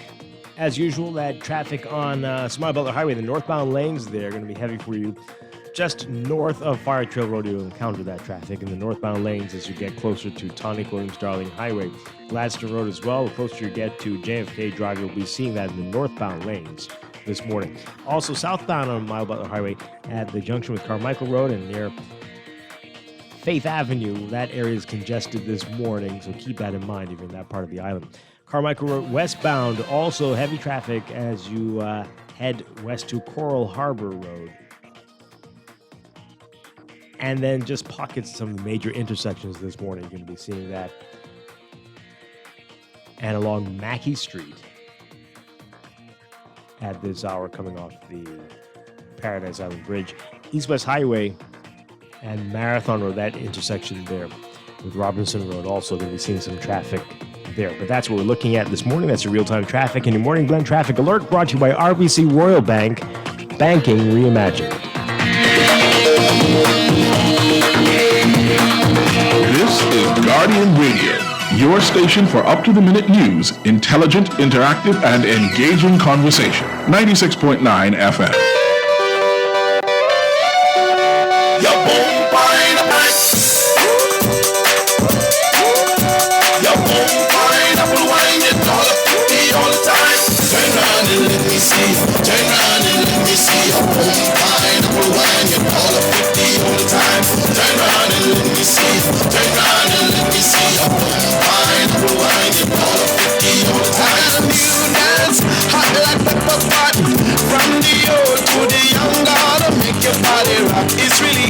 We are back here with Morning Blend on Guardian Radio 96.9. Dwight Strachan along with Stephen Hanna on this Friday morning. I want to move to another issue in the news, but just we played this before the break, and we got a couple of your comments in. Just want to get this one out there really quickly. And we're wondering this ourselves. This tweet here, what about the Leslie Miller incident yesterday. What is Leslie Miller doing paying the staff in cash in the first place? Traveling with cash is so dangerous. There are so many digital methods to use these days to pay your staff. And my boy Steven, I mean, last week we were having a conversation trying to get people to start paying in checks, but cash. It's crazy, Steven. Yep. Who pays inside checks, babe? Apparently some people still do, but I mean, my goodness. That's a red flag, honestly. Anytime somebody try to pay me in a check, it's like, oh, you're a criminal. Oh, okay. This is gonna bounce. This is gonna bounce so hard that it's gonna jump kick me. Really? Wow. Okay. But this is dangerous cash. So please, as the tweeter said, there's so many different ways. Oh boy. More crazy messages coming in. Okay, let's move away from that. Hey, everybody, be careful. That's the message, the bottom line. And people are watching. People are watching everything you do. So, let's move on, though. This story yesterday about we've been wondering about this for over a year. The straw market, throughout all of this, they've still been closed. Why haven't they been allowed to open? Not saying it's because so many of the straw vendors are unvaccinated. Take a listen to this report from our Jasmine Brown. It's been 16 months since the straw market was a bustling tourist attraction filled with dozens of vendors and eager visitors. Today, the building remains a ghost town. Minister of Works Desmond Bannister says the reason behind the prolonged closure is a low vaccination rate not only among vendors but across the country. There are not sufficient numbers of Bahamians who are vaccinated. That is the concern of the government. We want to be able to open the straw market, but we have a responsibility to Bahamians. We have a responsibility to be able to open it safely. Right now, I am informed that even at the staff of the Straw Market Authority, we have a low number of persons who are vaccinated. So the government has to look at all of these issues. We know that there are a number of vendors who are not vaccinated. The Deputy Prime Minister also pointed to a spike in cases in the United States where the majority of tourists come from. I think all of you have seen the challenges that we have with respect to the Delta virus that's coming in. We don't know whether that is here in the Bahamas, but we know it's rising in the United States. While the majority of businesses have reopened, including gyms, the straw market has remained closed since March 28, 2020. Taxi drivers who work in the downtown area say with the market closed and two major cruise lines home porting, disappointment for tourists. We're hurting real bad because the straw market is not open. These people coming up this cruise ship here, where do they want to go? To the straw market. Bannister could not say when the straw market would be reopened, but he insisted officials are working on a plan with the Ministry of Health. So it's important that we create the safest possible environment at the straw market, and that's what the government is looking to do. In the meantime, vendors continue to struggle to make ends meet. They have called on the government to provide additional social assistance to vendors in need who continue to await the reopening of the straw market. Our Jasmine Brown with that report there. All right, so what say you about this? And people are asking great questions already, asking what about the vaccinated straw market, straw vendors? Can they work in if you must do this, can they go back to work? Why is it entirely locked down? Something else. Have something else. Different. Something outdoors. Right. Because it's like, in all honesty, and like we don't have outside is the one thing that we do have. We could have an outside market right across the street from with the place name, Arawaki. When I say across the street, I mean like not by the fort, but that tree area where people is parked by the fort. That's in walking distance. Yeah. Yeah. No, not on the Not park on the itself. park. I mean Okay. the bottom piece. I mean, it gets a little mucky, but sure. There are lots of areas you could target. You could spread it out to have different sites. There's lots of things people could do. Why are we doing this? This is the question. We want to hear from you. 323-6232. What was that? Did you say? I said, well, they're not doing anything. They're not doing anything, right? Yeah, that's not doing a thing. Like, so it's like, why are we doing this? They're not doing anything. That doesn't count. The other number is 325-4316 and 4259. Tweet us, Facebook us, text us 422-4796. Yeah, we'll get to those calls and those messages here. More messages back to Leslie Miller. Really? Okay. Okay. Some people prefer to receive cash. If you owe the bank money on a loan and the money is deposited to your account, the bank automatically deducts money from your account. This is true. Okay. But Well, would you prefer to receive the cash or have your boss robbed and all the money taken? Which one is going to be better for you? Oh, I'm not even thinking about that. I'm thinking about isn't there a rule or a law that says that that only so much money can automatically be deducted from your account? I'm not aware, but hey, No, the government doesn't allow more than 60% of your paycheck to get automatically deducted. Yeah. Well, that's a law. So that's why many people have multiple bank accounts with different banks so they could overextend themselves. Yeah, I don't know if that's necessarily. I'm just responding to that as the reason why some people prefer cash because they're trying to basically survive because they have so much bills or whatever. It's like I don't. Okay, I mean, well, perhaps you got to deal with that one, texter. That one's on you, unfortunately. Let's go to this phone call. Good morning, caller. You're on the air. Good morning, Glenn. How are you? Doing well. Good morning. Wonderful. I'm just answering that call about the straw market. Desmond Bannister, you trying to tell me now after all this time? Okay, it's already been 6 months. You're just working on a plan to get those straw vendors back in there. You're already working on the plan for the dock, the plan for the cruise ship to return. Okay? And a place for them to stay, a hotel for them to stay. Okay? There's a pass the straw market to get to the ship. Y'all ain't work on no plan yet for those people in the straw market to go back to work. You got to for them, I'm sure, straw vendors too, Mr. Bannister. You see, Mr. Bannister, you've always been biased. From the time the BPL report, all of that, you've been one-sided, okay? Not because most of them were PLP. You should decide now. That's what you think it is? Drag your feet and treat them like that. That's wrong, okay?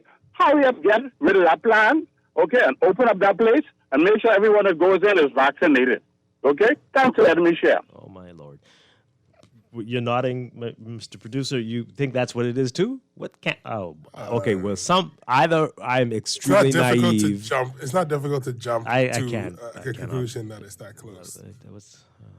How do y'all function in this country if everything is like this? How do you? I'm glad I'm naive and silly because I mean, if I really thought everything was like that bad here, I'd have jumped on a little boat a long time ago. Yeah, I'm gonna have to. I wonder if I have to build it myself. Oh my God. Okay. Wow. Really? I don't know. That's what it is. That's what it. Well.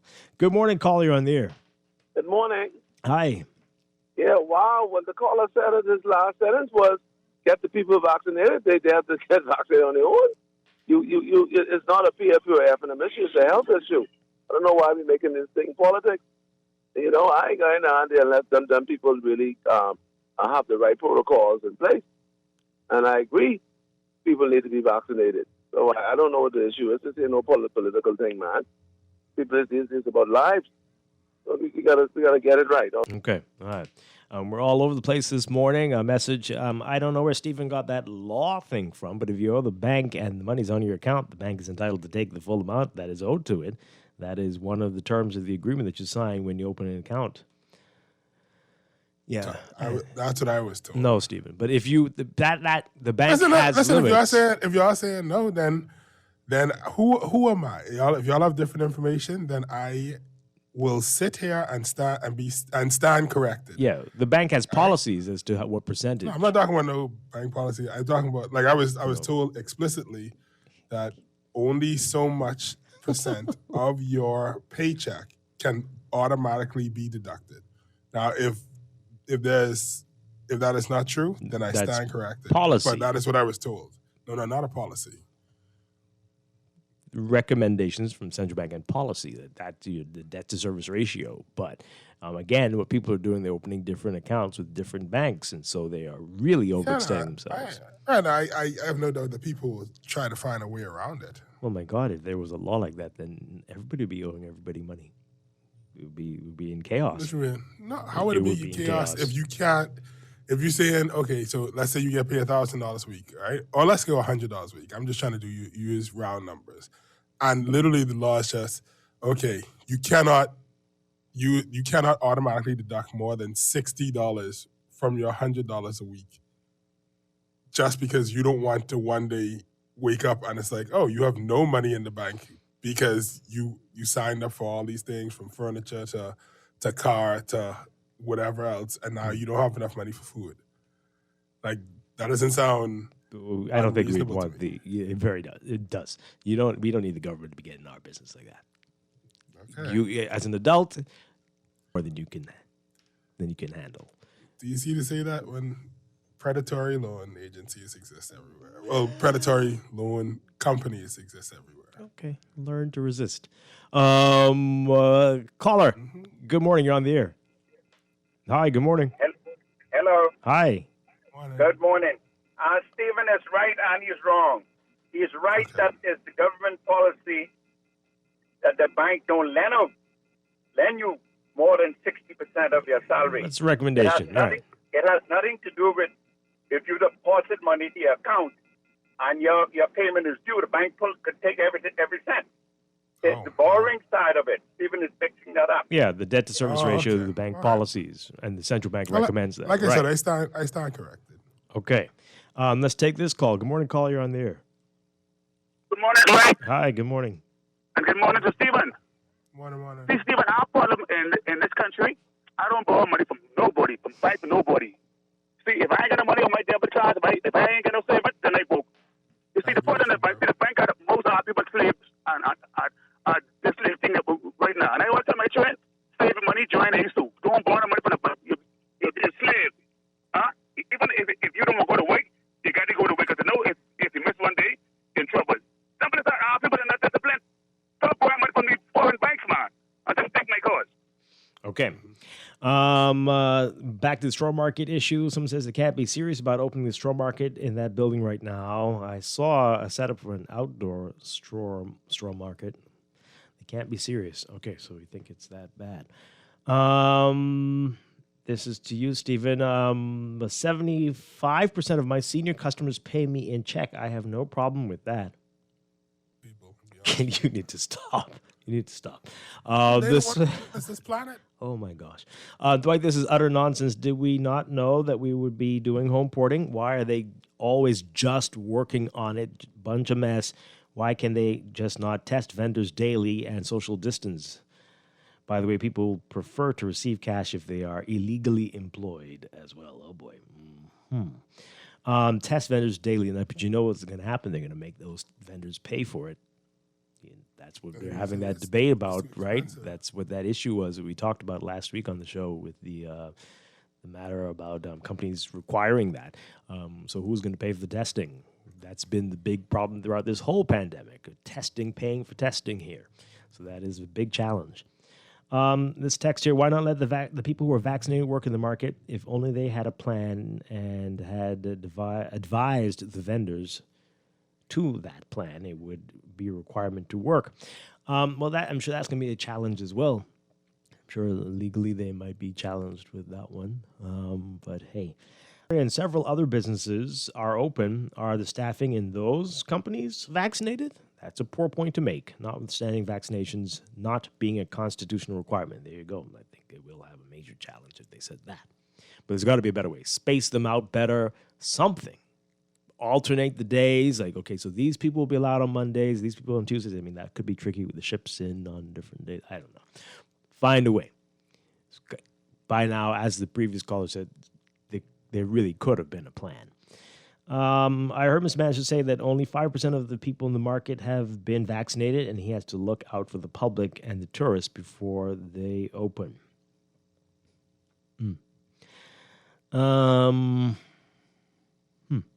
And another text here.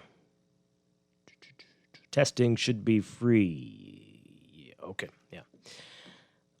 Let's take this call. Good morning, caller. You're on the air. Good morning. Hi. So let me see if I get this right. You're saying that the people that are employed that created employment, who in that straw market is not allowed to go back on their job because they have not been vaccinated, but they are not positive for COVID, even if they're negative. See, this is not a part of the Bahamas Constitution. Okay? Hello? Okay, we're listening to you. Listen, this law, we have laws. This is a country of laws. The Prime Minister and his cabinet must be very careful. The party I vote for must be very careful on how they flagrantly violate by contravening against the Bahamian workers. Okay? The Bahamian people have a right to work in their country. All right? Like it was before there was any COVID. Okay. All right. Thank you very much. Yes and no. Because, I mean, the one thing that every single part of the Constitution is undercut with is unless, health and safety or, national security. And I feel like this definitely would fall under, the health, like a general health issue. Like those are, all of the buts inside the Constitution are, this is what it is. Unless, it's a health issue or it's a national security issue.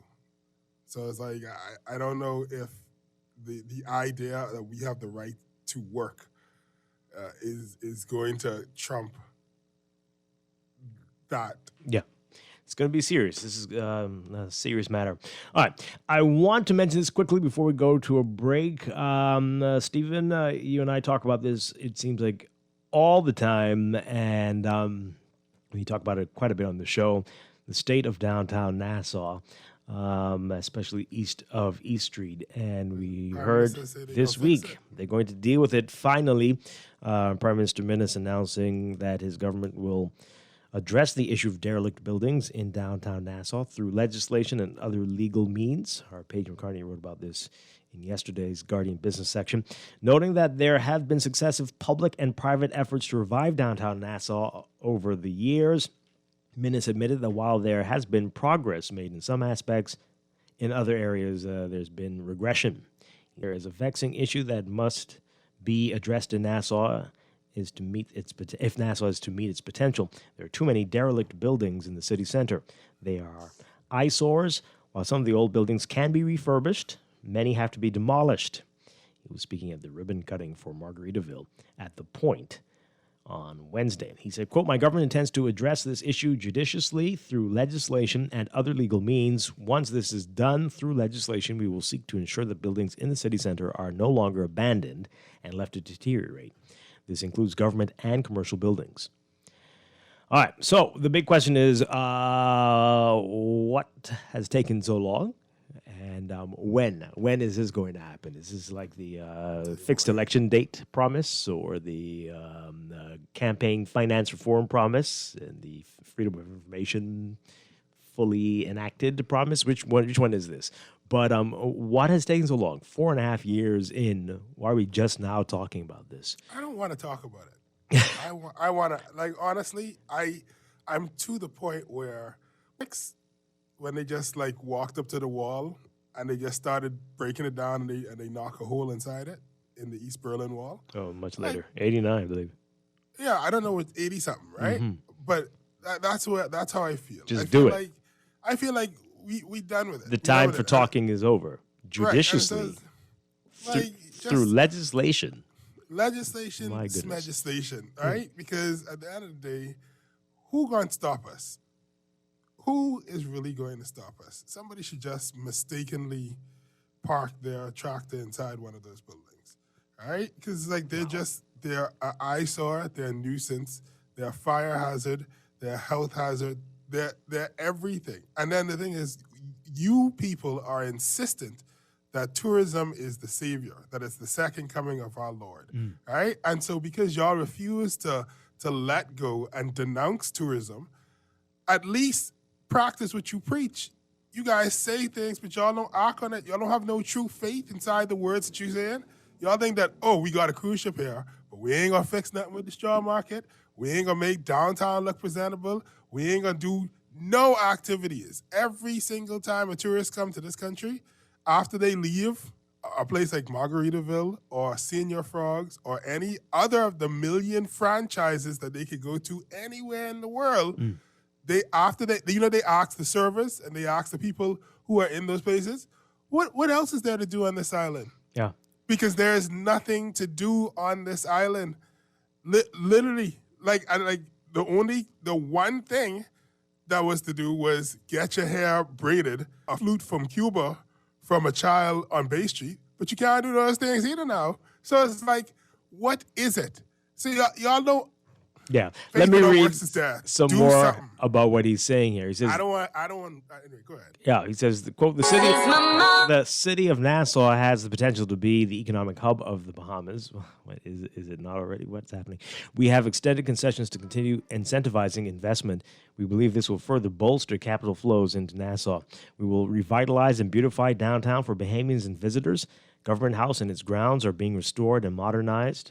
On the site of the now demolished main post office, a new judicial complex will be built. As I've noted before, Fort Charlotte and its environs should be turned into a central park with walking trails, facilities for cultural events, and other features similar to such parks in other international cities. The Central Park's recreational features can extend to the waterfront, encompassing an upgraded Arawak Key and Western Esplanade with its boardwalk. Complementing Fort Charlotte, Central Park, and Arawak Key will be a restored botanical gardens. A new, beautiful, and iconic central bank facility will rise on the grounds of the former Royal Victoria Hotel, and there are other private and public developments to come. Okay. Okay, this is going to be a long way away. A long ways away. But here's a text here. Everything cannot be done at the same time or in 2 years. What? Sure. All right. Let's hear what you have to say, caller. Good morning. You're on the air. Caller, good morning. Stephen. Hi, good morning. That's Stephen. Hello? Hi, yes, we can hear you. Stephen, I appreciate you and the eye-opener the other day, Oh, thank you, man. Very brilliant. Dwight, I just wanted to comment on something what Amos was saying, right? But this the vaccine paradigm. Everybody... No, wait. We've moved on. We've really moved on now. Crisis, right? But even in the global health crisis, people still have rights, and so that's what is being denied. And so, even though I've said on the radio, if they're so concerned, I noticed that the eyesores on Bay Street, and that's a good move the Prime Minister's making, because I had actually taken some pictures a couple of weeks ago. I was walking downtown with my daughter, like you said, everything east of East Street. Mm-hmm. I mean, I wouldn't even say that east of, especially east of Elizabeth Avenue. It's really dilapidated. I saw a overhead stairway collapsing and all of that. You understand where Jack and Jill used to be, and then on the southern side of the road. And so it really, it was unbelievable for me, and it was really inglorious for me.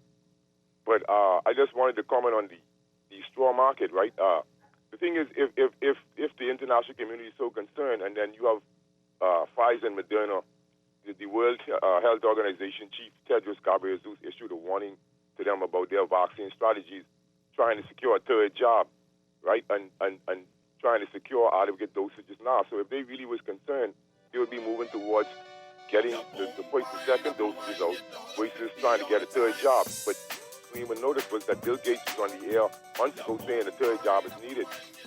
Okay. Yeah. All right. Wait, we keep coming back. Okay. Anyway, let's take the break. And then we're going to talk about the Olympics briefly.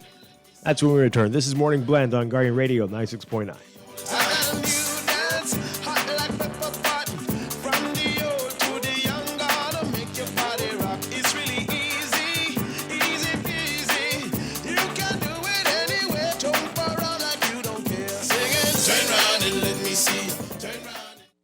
You invest in your children, your home, and your community. But are you investing in your financial future? At CFAL, we specialize in investment management, retirement planning, mutual funds, and private wealth management. Our team of experts never stops helping you plan for tomorrow. Because tomorrow begins today. Call us at 502-7010 and do for you. CFAL.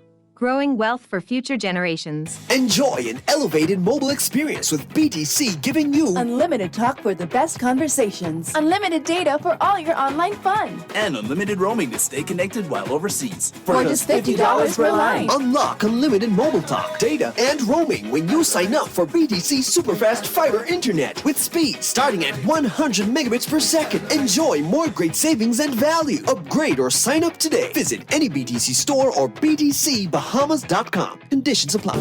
RBC has been growing with the Bahamas for over 110 years with new ways to bank better. We are committed to deepening our relationship with existing clients and forging new ones in the future with new products and services and investment in the community, youth, and education initiatives. We are here to help you grow. We're here to help you flourish. We're RBC. RBC Royal Bank. Banking reimagined. Stay a step ahead of technology with certainty and support from Custom Computers. Our know-how team is here to help you zero in on your next big tech purchase, finding solutions that take your productivity to the next level using only the best and most reliable brands. With 4 stores all across Nassau on East Bay, West Bay, Old Fort Bay, and Palmdale, there's no stopping you from stepping up your tech. Reach out to us at 396-1100. Find trust in your tech. Count on Custom Computers.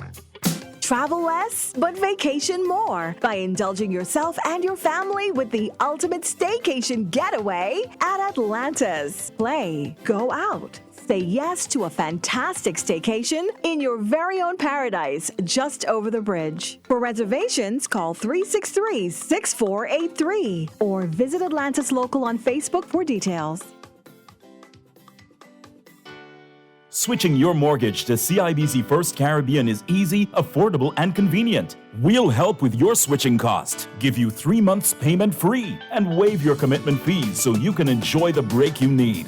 Plus, you'll get up to 95% financing and a pre-approved Visa Gold or Platinum credit card with 5,000 bonus reward points and more. Switch your home base to CIBC First Caribbean. Terms and conditions apply. Visit CIBCFCIB.com for more information.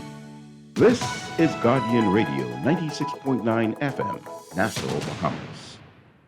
Say we did it, yes we did it. We were put to the test, so we brought out our best. Man, we did it, yes we did it. Bahamas, we won the gold, now we're the best in the world. You think it's a bird? No. Is it a plane? No. Who that? Bahamas Golden Boys, man, Bahamas gonna get. Well, is it Demetrius? Yes, right. Ramon? Yes, right. Michael? Yes, right. Fireman Chris Brown? Yes, right. Bahamian and proud, man, we did it again. We're back here with Morning Blend on Guardian Radio 96.9. Dwight Strachan along with Stephen Hanna. The Olympics opening ceremony underway in Tokyo, and I'm sure we'll get to watch that tonight here.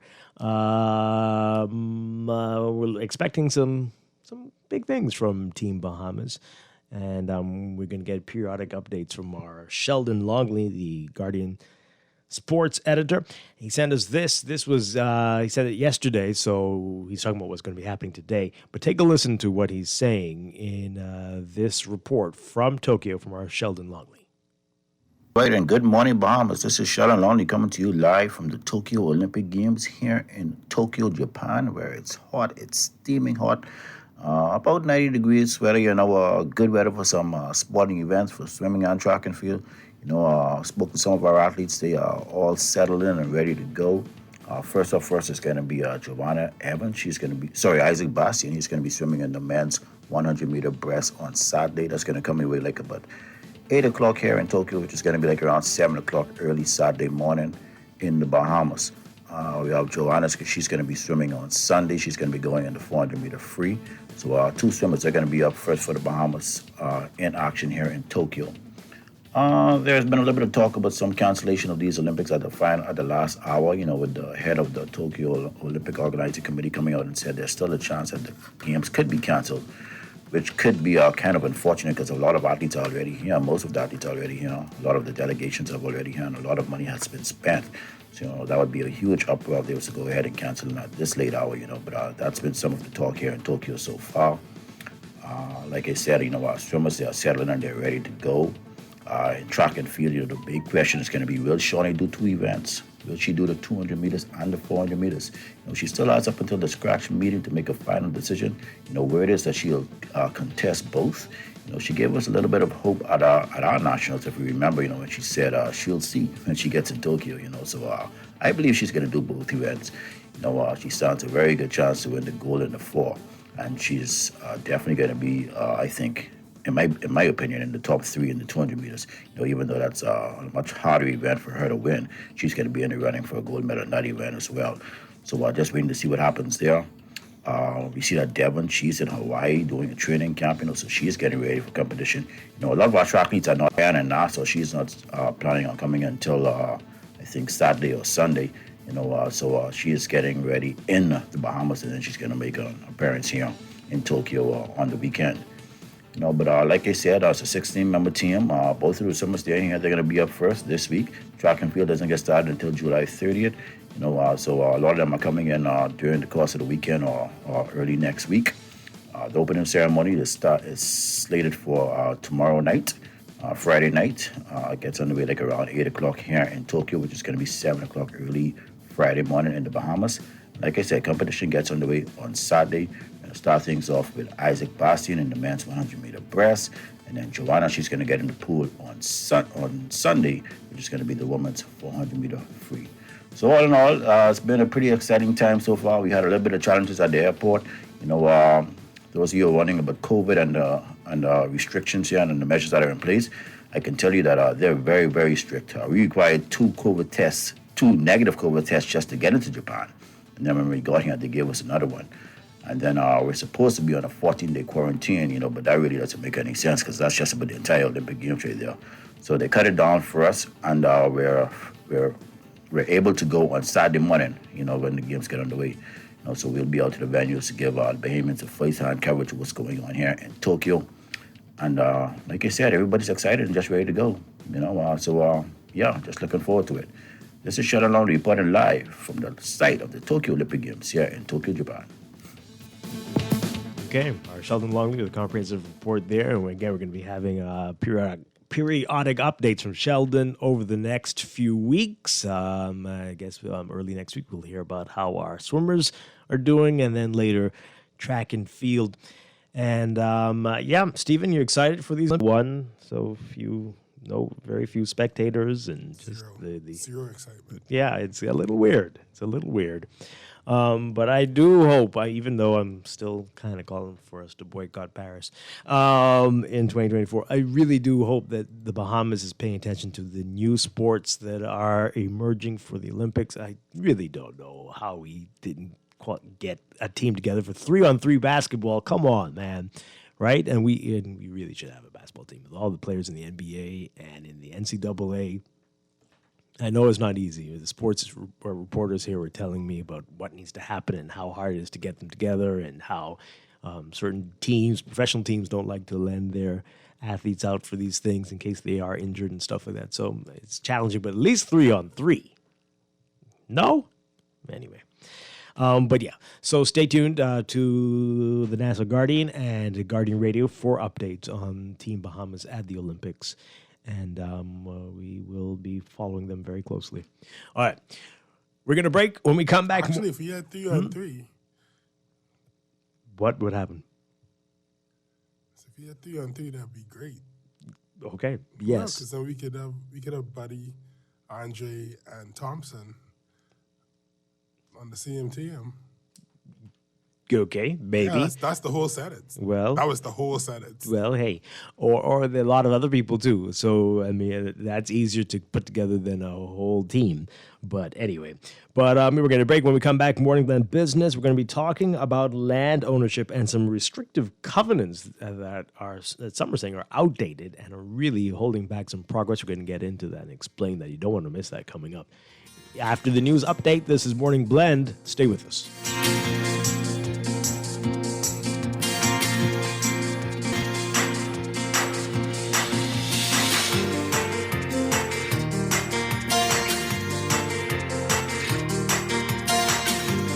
Wake up, it's a new day. 96.9 FM. Fresh news, smart talk, all day. The views and opinions of the hosts and guests are their own and do not necessarily reflect the position of the management and staff of Guardian Network. Wake up, it's a new day. Wake up, it's a new day.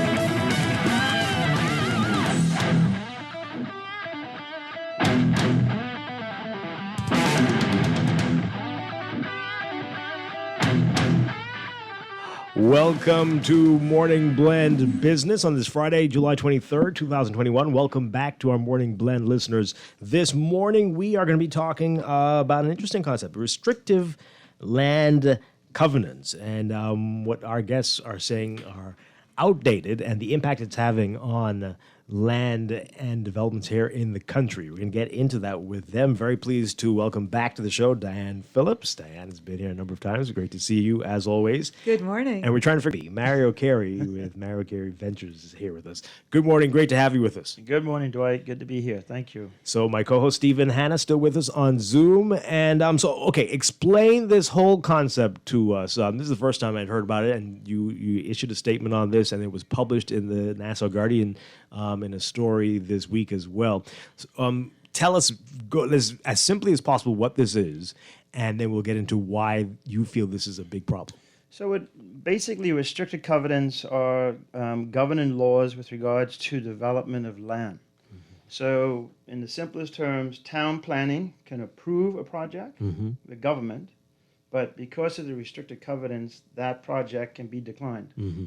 Okay. And those restricted covenants, they affect the title and the use of the property.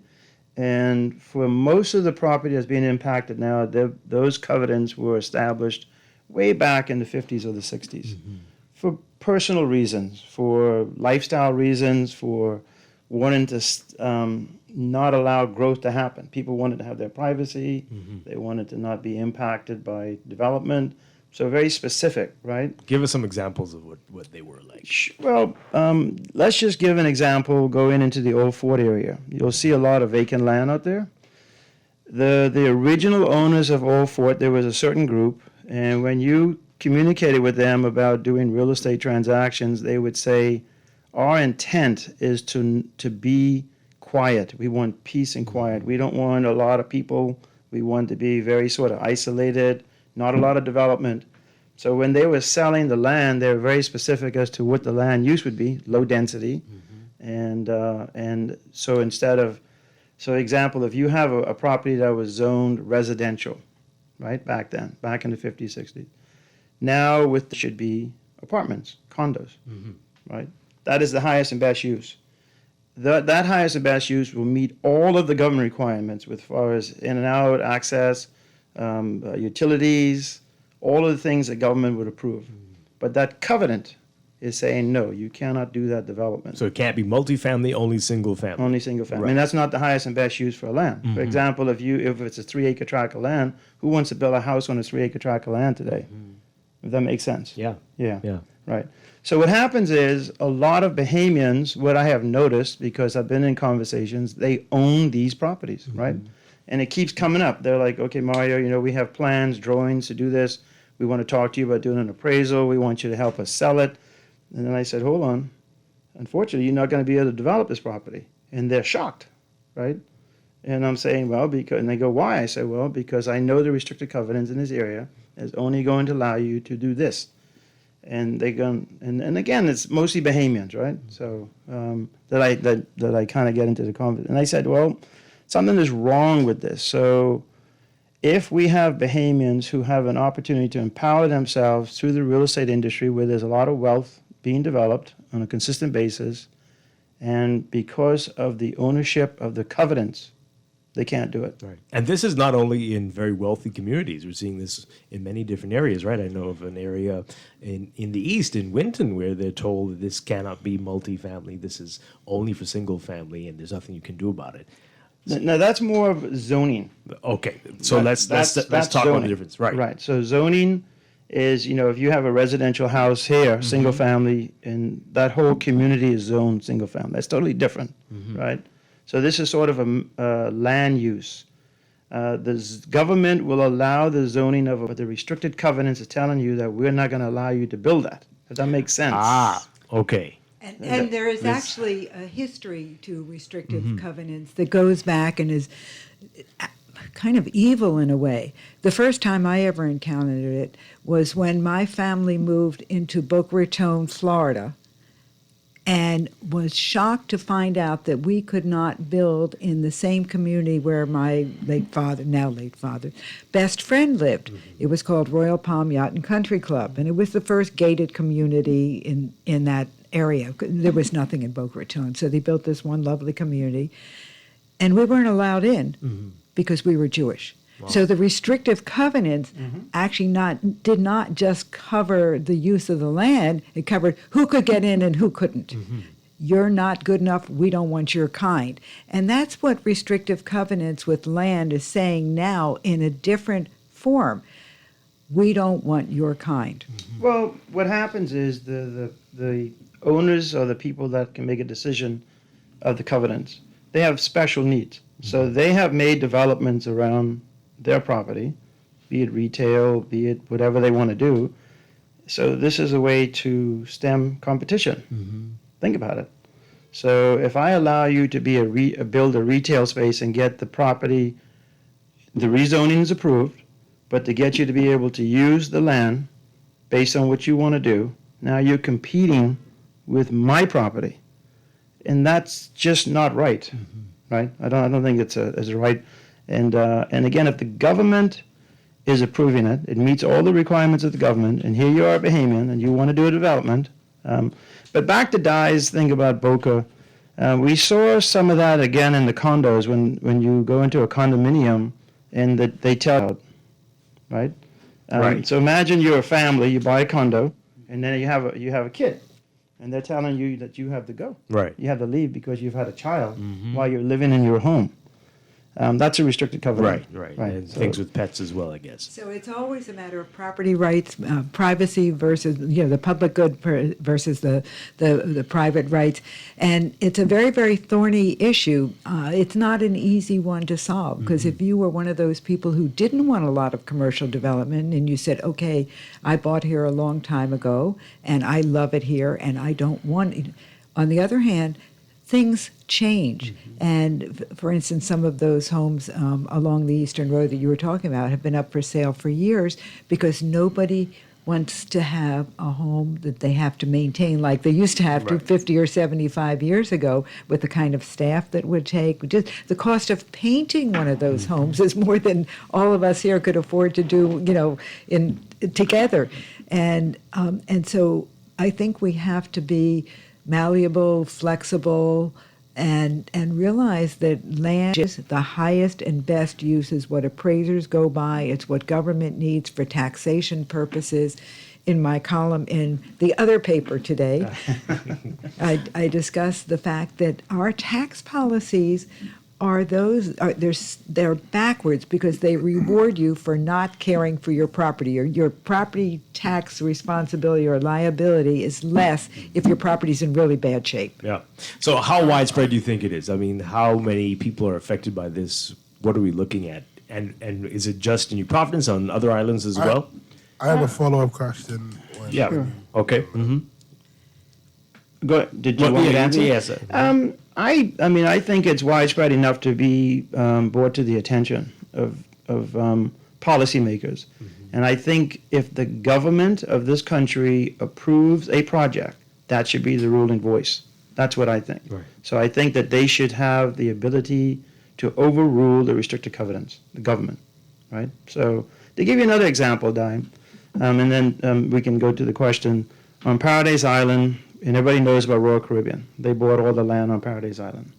At one point, all of those lots were residential, very high-end, right, beachfront, a lot of celebrities, the Richard Harrisons and all that stuff lived over there, right? You could only get there by boat. When the government extended the dock and allowed the mega cruise ships to now park in front of these properties, we had those listed on the market for 10 years, and we could not sell them because the minute those mega ships got in front of those residential homes with the smell, the noise, the lights, the traffic, they became not appealing as residential, right? So the process of having to get that rezoned went through the process, and the rezoning is being considered. The highest and best use of that property is commercial. Because just things happen, thoroughfares, roads, highways. So anyway, back to the point that things change on a daily basis. And that's been resolved now? I think it's still being in discussion, but I think it's in a favorable for the reuse of the land, rezoning. Right. Stephen, your question?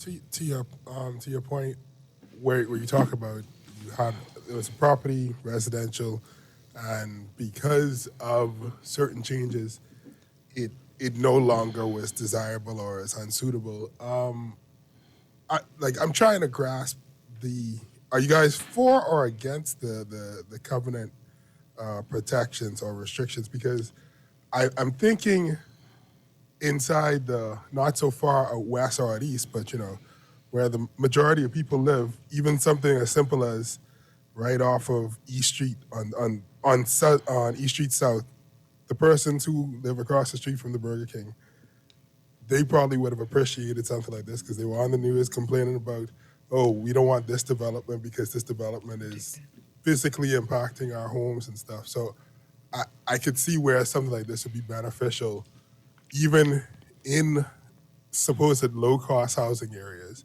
where you don't want a place where everybody here had wooden houses 60 years ago. Now it's a main road, and suddenly nobody can afford to purchase land in this area.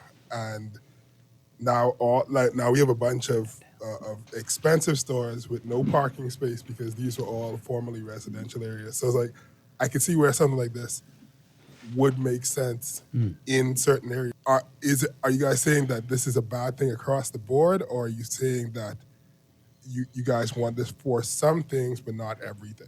I think your question, Steve, really refers to zoning more than restrictive covenants, because that is a matter that would be a zoning matter. What can go there? And for instance, at a stone's throw away, they were talking about turning that into a restaurant instead of a hotel, or adding a larger restaurant component to it.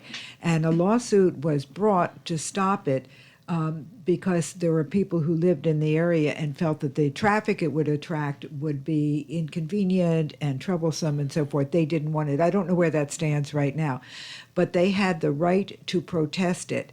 With restrictive covenants, it's like God came down and said, this is the law, and it doesn't matter what the government says. It doesn't matter what the neighbors say. It doesn't matter what people around want.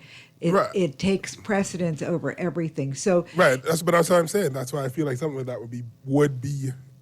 would make sense in certain areas, because, like you say, one day something could be a residential area, and then tomorrow somebody is like, this would be a great place to have a movie theater or whatever. You know what I'm saying? Whatever it might be. It's a great place to have the new carnival site. right? And because they buy the property, they get it zoned because it's close by a main road, but you don't necessarily want it, or the community doesn't necessarily want it. So I just, in that regard, help me understand. I just want to understand. That's where you get to go to town planning. That's the purpose of the public meeting. Whenever there is a zoning change or there's going to be a different use of a piece of existing commercial property or multifamily has to be approved by town planning. Town planning has to publish the date of the town hall meeting. You have the opportunity to protest. And if you protest loudly enough or with a large enough group of people, it won't be rezoned. That's what gives you the right. See, restrictive covenants deprive you of the right. Zoning affords you the right. Okay. So you're saying remove them entirely across the board? Well, or with the not. restricted covenant? Yes. Sure. Yeah. Yes, exactly. Right. Yeah, I think that they're outdated. I think that they don't serve the purpose. I think the voice should be the government and zoning. And so the government, meaning not just what the government decides, but what the people in the area who are being impacted. So that goes to what you're saying, Stephen, right? So that you remove this so that the people can always have a say. Today, Have a say. right? Today, the people are the voice of commercial. the government. Next, Government, right? Government's the voice. I mean, give you an example. So let's just go back to it out west. You have the Fresh Market Plaza, right? The whole commercial development. So that's a precedent that's been set, right? That's commercially zoned. It's a functioning. Now, right across the street, you have similar land that's owned by Bahamians that want to do a similar development, but they can't because of restricted covenants. Even though right across the street, you have that same commercial entity. Why would it not be allowed across the street? Doesn't make any sense. So, and it's stemming the ability for that land to be developed, so nothing will happen. Because you will not develop that property as a residence across from a commercial property. Right, Stephen, you're saying? No, I my only point is that I do appreciate and understand zoning, but both with zoning and it sounds like with the covenant restrictions, it would be who themselves known or make their case known in order to protect their personal interests. So I see your point as to why it is restrictive for persons who want to become land developers from pursuing that, but at the same time, I also see where it might be beneficial for persons who are land owners and they purchased the land when it was for a particular use and they want to make sure that it remains for that use while they are occupying the land. So I also think that something like this would be helpful in the inner city because like at no point can we stop a person from building a commercial franchise across the street from us in the inner city once, they have enough money. But it's like, now, but you're saying that there's a means in which you could say, hey, this area is for residential only. We don't want a heavy traffic area, blah, blah, blah, X, Y, and Z. That's why people put speed bumps inside the neighborhood. So But there's I'm sorry. I'm just a little bit on the fence in terms of discarding it completely and wholly. Well, there's one thing that we haven't talked about at all that might shed some light on it. If we had a national development plan and we had an idea what we wanted to do with certain areas, and that plan was fluid, dynamic, and organic, and we looked at it every 5 years to see if there should be changes, then we wouldn't necessarily have to have this conversation. We could do away with restrictive covenants, which I fully believe we need to do away with. I think they are exclusive. They are not for the ordinary person, even the ordinary person who can raise money with a group of people and put together a fund to build something. Exclusivity type documents. Or they've often been called dictator documents. I agree with you, Di. Well said. Mm-hmm. So I think that through zoning and through a national development plan, we have a much larger voice. And Stephen, I think that's where you would come in, say, yes, I want the voice. And I agree with you. I mean, for example, with a development plan, it solves a lot of issues. Let's just go down Cable Beach where the food store is, across from Bay Rock, right? So you've got the Sbarro's Plaza, you've got the Starbucks Plaza, the post office, the food store. The property right next to that was sold, right? And somebody lost out because the condition of the sale was it had to be zoned commercial. But the government on their books still had the fact that it's zoned residential. And it's right next to the food store, right next to Sbarro's, right next to Starbucks. So how would it not be that Right near the former prime minister's house? How would it not just be that all of that is automatically zoned commercial? But without that, it stops things. The seller couldn't sell because of the zoning. And so there's no way around it. You can't challenge it. You can't go once it's there. The But it's covenant's there. uncertainty if you'll get it. So Okay. the fact that if your property is next to a food store on Cable Beach or Starbucks, let's just use as an example, right next to it on the same thoroughfare, Bay Street, and you want to buy that for a commercial purpose, but because the zoning says residential, the seller is now getting, because it becomes a contingent of sale. And somebody's going to go ahead and put down a deposit, then go through the zoning process, and then maybe it doesn't get zoned and the whole system fails. Instead of just saying, well, because there's a food store right next door, Starbucks on the other side, the national plan would say that this whole area is zoned commercial. With a question, but we need to take a break. We'll pick it up on the other side of the break. This is Morning Blend Business. We're having an interesting discussion this morning. Stay with us. We'll be right back. It's not an easy discussion. Come on, just wave your hands in the air. People like I just don't care. If you want to party, let's reach the night. Somebody say, oh yeah.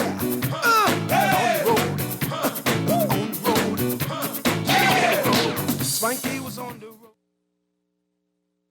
Wait, why you look so mashed up like clothes at the washer? No, boy, just a hard day, boy. Hard day? What happened? The breakfast lady ran out of tuna and gritty. We need to start joking about everything, you know. This serious, boy. This real serious, boy. Wait, what's serious? Tell me. All right, well, today, boss gave us, boy, one big contract. And nobody else get a chance and nobody say nothing.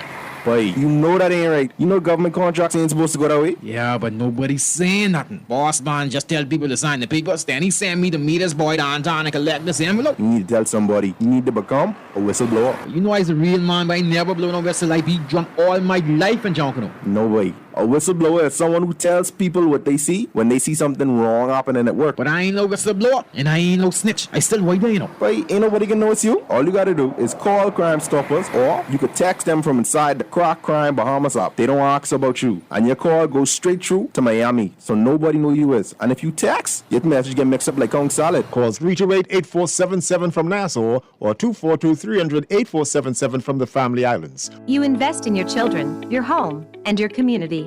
But are you investing in your financial future? At CFAL, we specialize in investment management, retirement planning, mutual funds, and private wealth management. Our team of experts never stops helping you plan for tomorrow. Because tomorrow begins today. Call us at 502-7010 to see what our financial advisors can do for you. Generations. It's so summer with Esso, and that's why we're giving away thousands of dollars in fuel, food, and other fun prizes every week. Simply fuel up at $25 or more. Enter using your receipt, and you could be a winner this summer with Esso. Terms and conditions apply. Visit bettergasmileage.com/its-so-summer or our Facebook page for details. Promotion ends August 29th, 2021. It's fun! Food, fuel, and other great prizes every week. The Esso brand is a trademark of ExxonMobil Corporation and is used under license. This is Guardian Radio, your station for up-to-the-minute news, intelligent, interactive, and engaging conversation. 96.9 FM.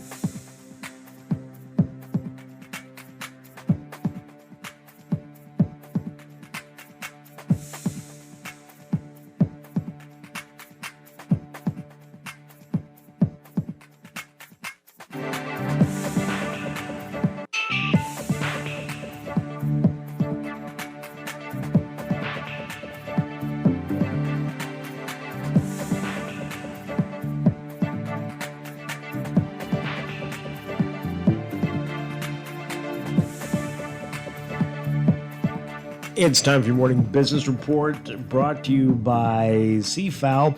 Bahama President Graham Davis revealing that the resort has completed more than 200,000 COVID-19 tests since reopening last December, adding that approximately 76% of the guests that have arrived on the property are fully vaccinated. Davis, who was speaking during the Bahamas Hotel and Tourism Association's Board of Directors and membership meeting, saying the hotel's performance was up 10% during the second quarter, although occupancy was down 45%, noting that occupancy for the third quarter remained flat while the net rate was up 25%.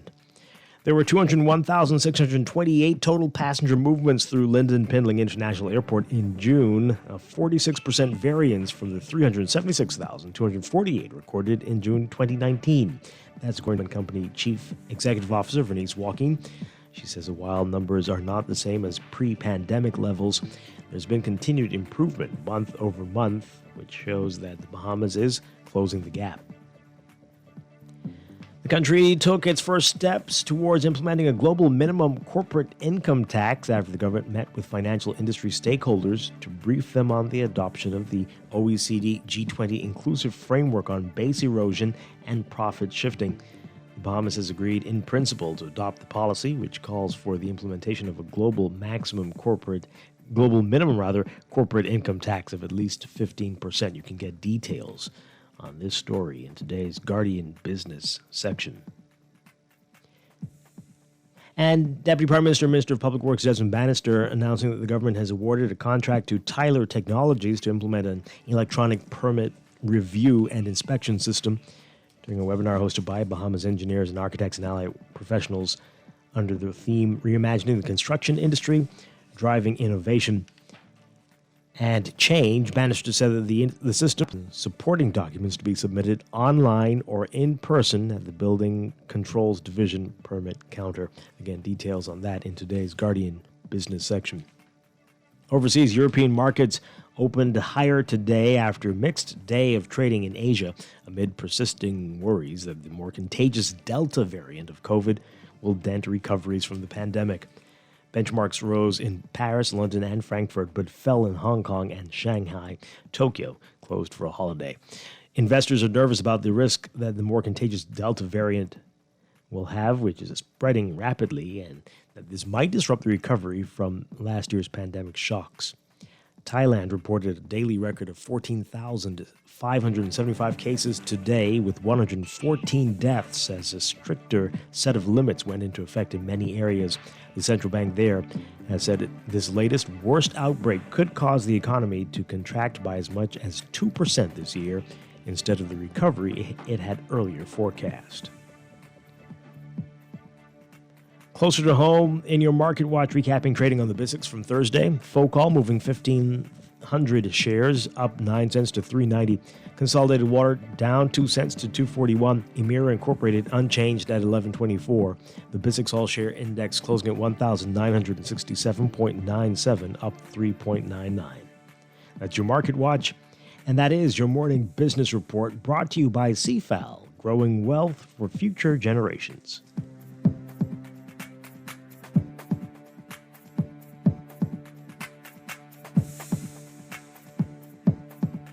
This is Guardian Radio, 96.9 FM. All right, y'all. Stevie S coming to you crying now.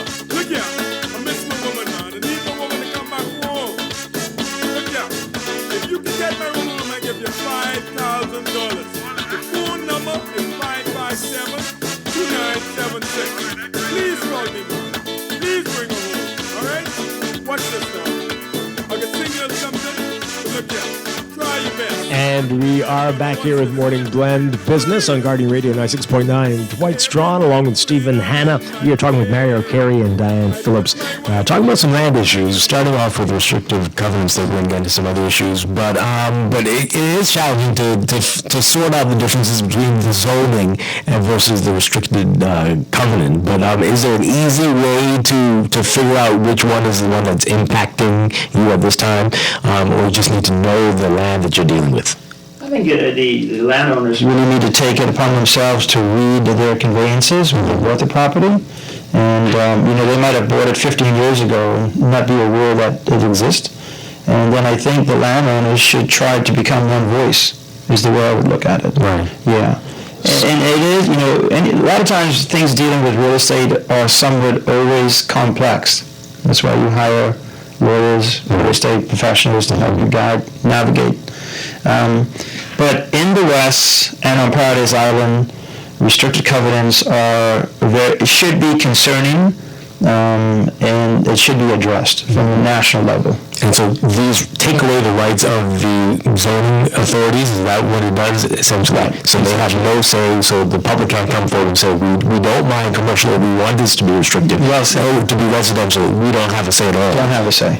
And so that's a big problem there. Becomes subservient to New Providence Development Company or to a Brookfield or whoever is holding these restrictive covenants. The government has less say than those people who want an exclusive use for property that they control, even though nothing is happening on that property and the restrictive covenants may have been placed there or incorporated in the land use plan at that time 50, 60 years ago. Maybe even longer. Again, the persons that hold the power, they're not doing anything wrong because that's what the law is. Mm-hmm. But it needs to be addressed and it needs to change, is the way it is. I mean, they have it within their powers, and again, with how everything is, if it's not challenged, it'll just go on. Right. And it needs to be challenged. With a lot of other interesting things happening in the world of land, I think that one more question before you guys, stray off. My question was, because I know that the big part of this is that, this restrictive land covenant is preventing persons from developing land, and many of the examples you've given have been, well, how come this person could make a commercial property here, but right across the street, I'm not allowed to make commercial property? Is this not one of the things that is causing the price of real estate to be driven up in the country?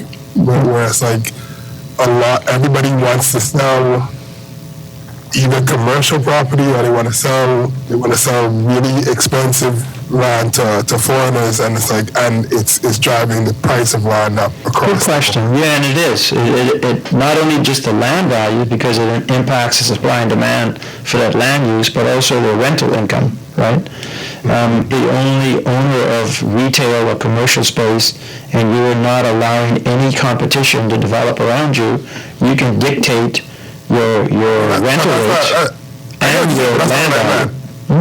Exactly. I hear what you're saying, but I mean, because for example, around where I live, right, on Soldier Road, there are 5 to 6 shopping plazas, all right? Some of them are empty, right? But the only development on that bit, on Soldier Road, it's close by where I live, in the past 5 years has been people wanting to build commercial properties, all right? People still need places to rent and all this other stuff. Will this and zoning and all these different things, aren't they there in some way to prevent that from happening, where it's the only land for sale is commercial land or very expensive land? Well, again, Stephen, that is a matter for zoning. That's probably not an area that's covered by restrictive covenants, but when the issue comes up that somebody wants to build something there, and if it's not already zoned commercial, they have to go for a rezoning. That's when you have the voice. Well, I think the bottom line of this is, with restrictive covenants, you have the Bahamian citizen or resident has no voice. There's no way out, around, or through. You just have to obey or sit down and sit small. You mentioned something while we were off here about Airbnb. If you are on a property, you are restricted. You can't do that if you decide that you want to turn this into something that you can make money from. Is that right? Right. So this is a new area. So what happens is, when Airbnb hit the market, a lot of associations went and decided, would they allow Airbnb or they would restrict it. So right away, if you had a development, a gated community or whatever that says this is not an Airbnb-friendly community, then investors moved away from that type of development. So they went in, depending on what you wanted. So some people want Airbnb, then they had to find a community that allowed Airbnb.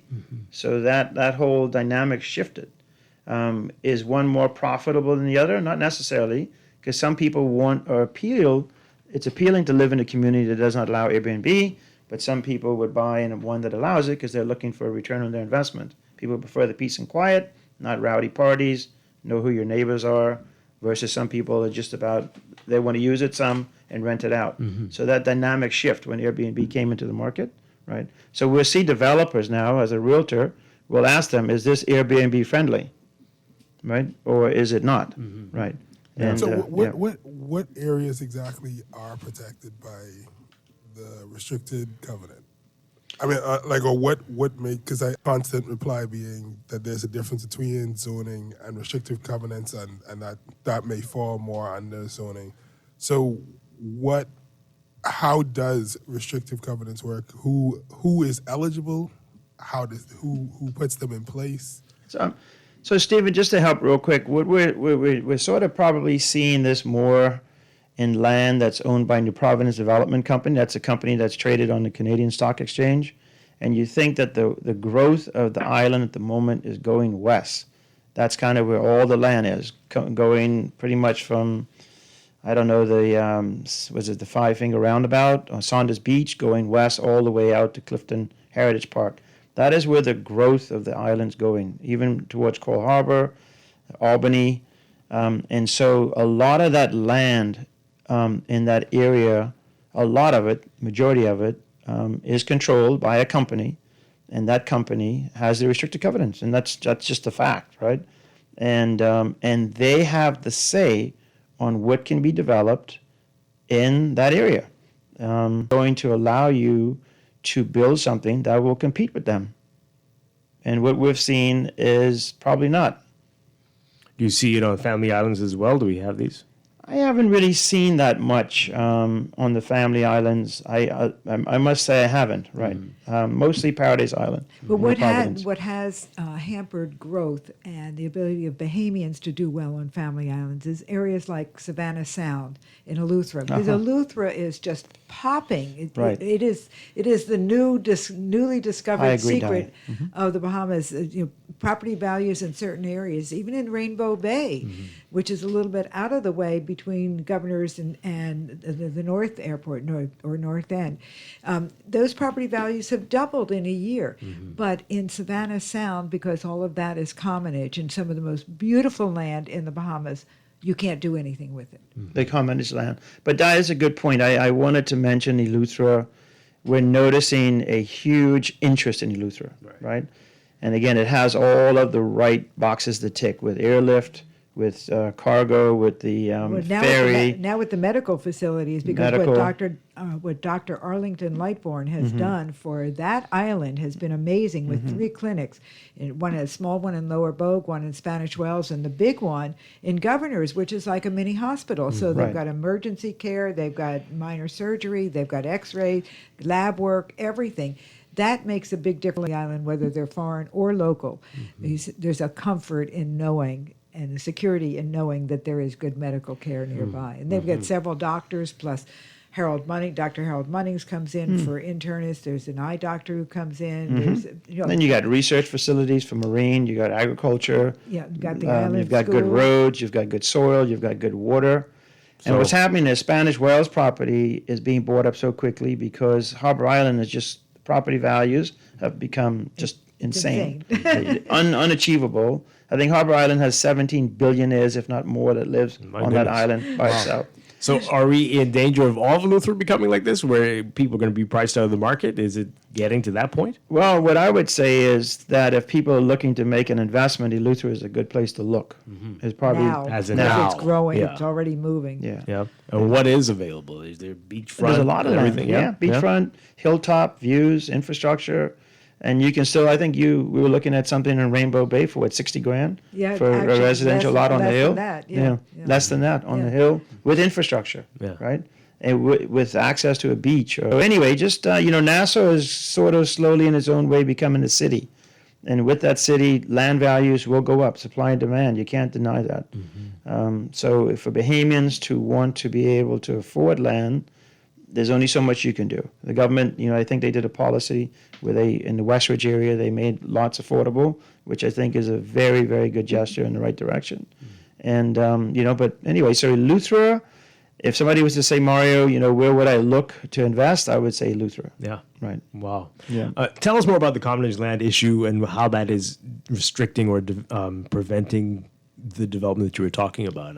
How is that causing issues? Commonage land. I know you had mentioned it. It's almost like generation land. It's just not title, right? So, so there's confusion about it, and who and what are you seeing there? I am no expert in commonage, but what I do know is that it's a very old historical way of passing ownership to the founding fathers, I think, of the islands. Well, the people who were given the original crown land. The crown land, like the right. Turnquests in Long Island, for instance. If it's generation land or if it's commonage, they can't actually sell it because Right. it's owned by so many different Right. There's people. no real So title. the- the children, their children, their children. Right. Right. Well, clear title on family islands continues to be a challenge. Yeah, I can imagine. For that same reason. Rum Key, for instance. Right. Right. Yeah. But yeah, I mean, again, strong. values will continue to go up, and we're in one of the strongest real estate growth bubbles at the moment, where demand is so high. Yeah, in the Bahamas. Lots of reports about some high prices. High prices, high demand, a lot of transactions that's taken place, and I think for Bahamians, pay attention and.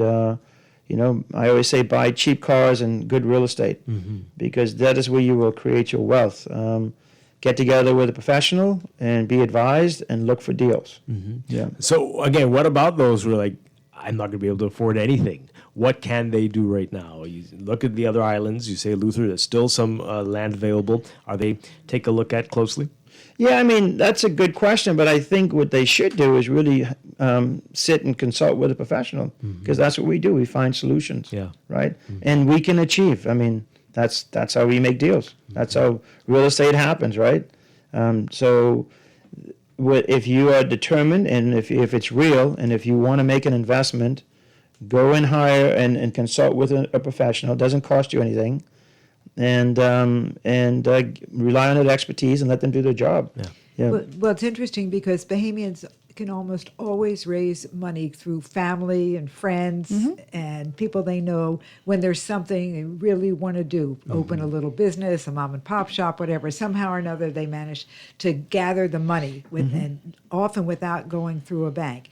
If you put your mind to real estate and you say, okay, what I really want to do is buy a little lot somewhere, put up a cottage, do 2-bedroom, 2-bath, or 3-bedroom, 2-bath, and rent it Put it on out. Airbnb. Put it on Airbnb. And now you're in business. And you got your own little business, and you have a place to use when it's not rented out, and you've got that investment. And the thing about real estate is they always say with the Bahamas, as desirable as the Bahamas is, God is not making any more land. Not making any more land. Yep. So it just keeps going up and up in value, and high elevation now is what's being sought after. Absolutely. But again, back to Airbnb, Luthra is a hot spot.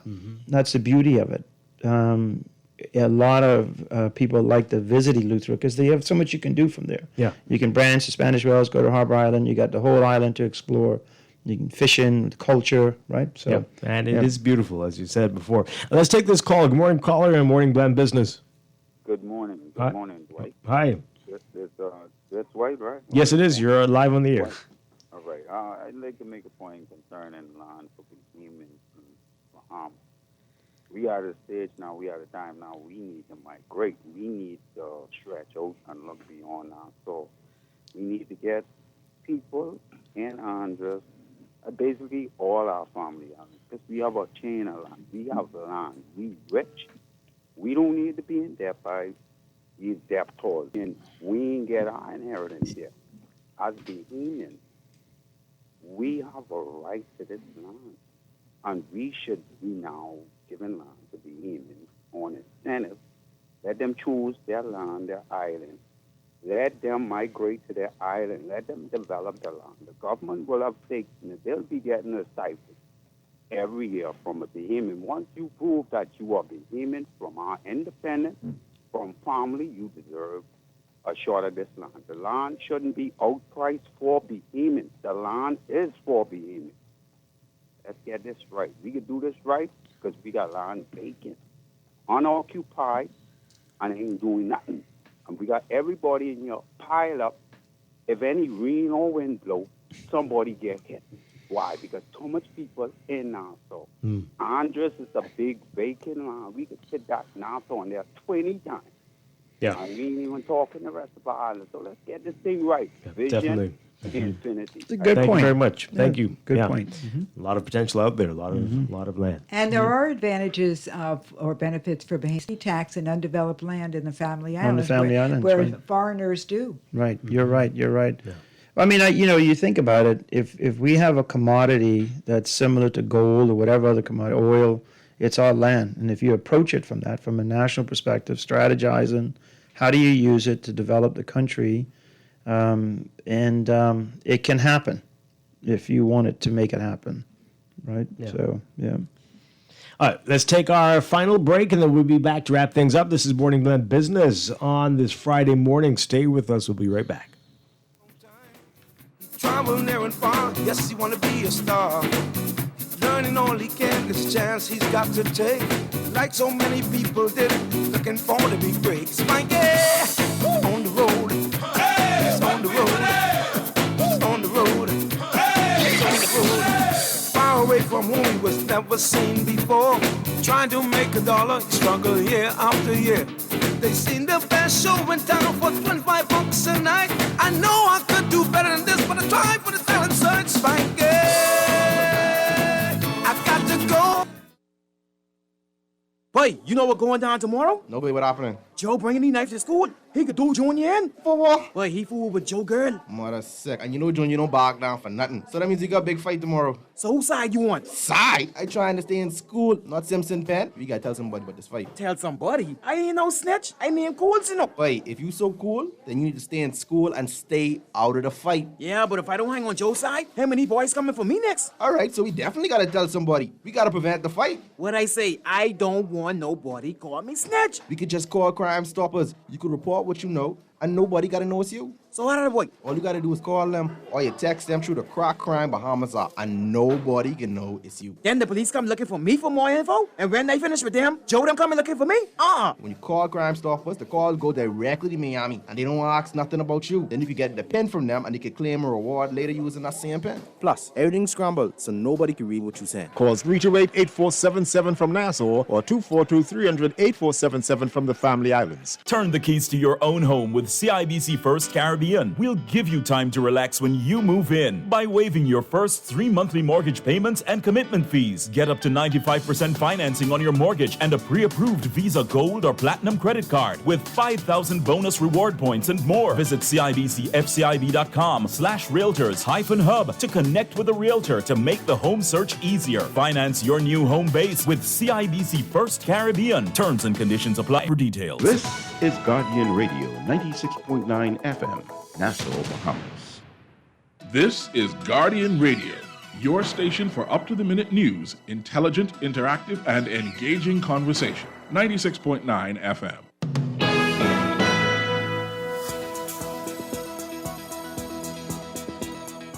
Oh, we have 30 seconds, so we're going to make this very quick, Diane and Mario, and your final points really quickly. Okay, so, the government is considering selling off their properties. So the question that they ask is, if the government sells their commercial buildings, should that be just for Bahamians? A fund should be created, and those properties sold to the fund, and the government will lease it back or whatever, or develop, and that should be restricted to Bahamians. That's the question, the statement. Evidence to suggest otherwise, like there are. Yeah, because there are people out there looking to buy good government land that are non-Bahamians. Wow. Right. Wow. So just end on that. Okay. Yeah. I agree absolutely, and there are beautiful examples of that, two downtown actually, and then the one by Goodman's Bay. Yep, by the Breezes Hotel. That is some Again- prime real estate that should stay in the hands of Bahamians. Yeah. That's my opinion. Right. All right, we got to have you back to talk about downtown if you want to share your Oh, views on what's going on. I heard you there. guys talking Yeah, about it earlier, so- and I definitely agree. It has to stop. Yeah, Right. this is crazy. Yeah. It's gone on far too long. And part of the reason is that there isn't a strong private sector Yeah. PPP with private sector, public sector partnership, and also the tax policy being reverse of what they are, where people are rewarded for not caring Yeah. for their property. Well, the taxes, I think the real property tax, if they think that the values are there, they should then tax them accordingly at commercial rate. And because people that's should why be- they won't sell, because they're too overpriced. Well, also we need people should be- real local government, real city government. That will help. That'll go along with many of the things we talked about today.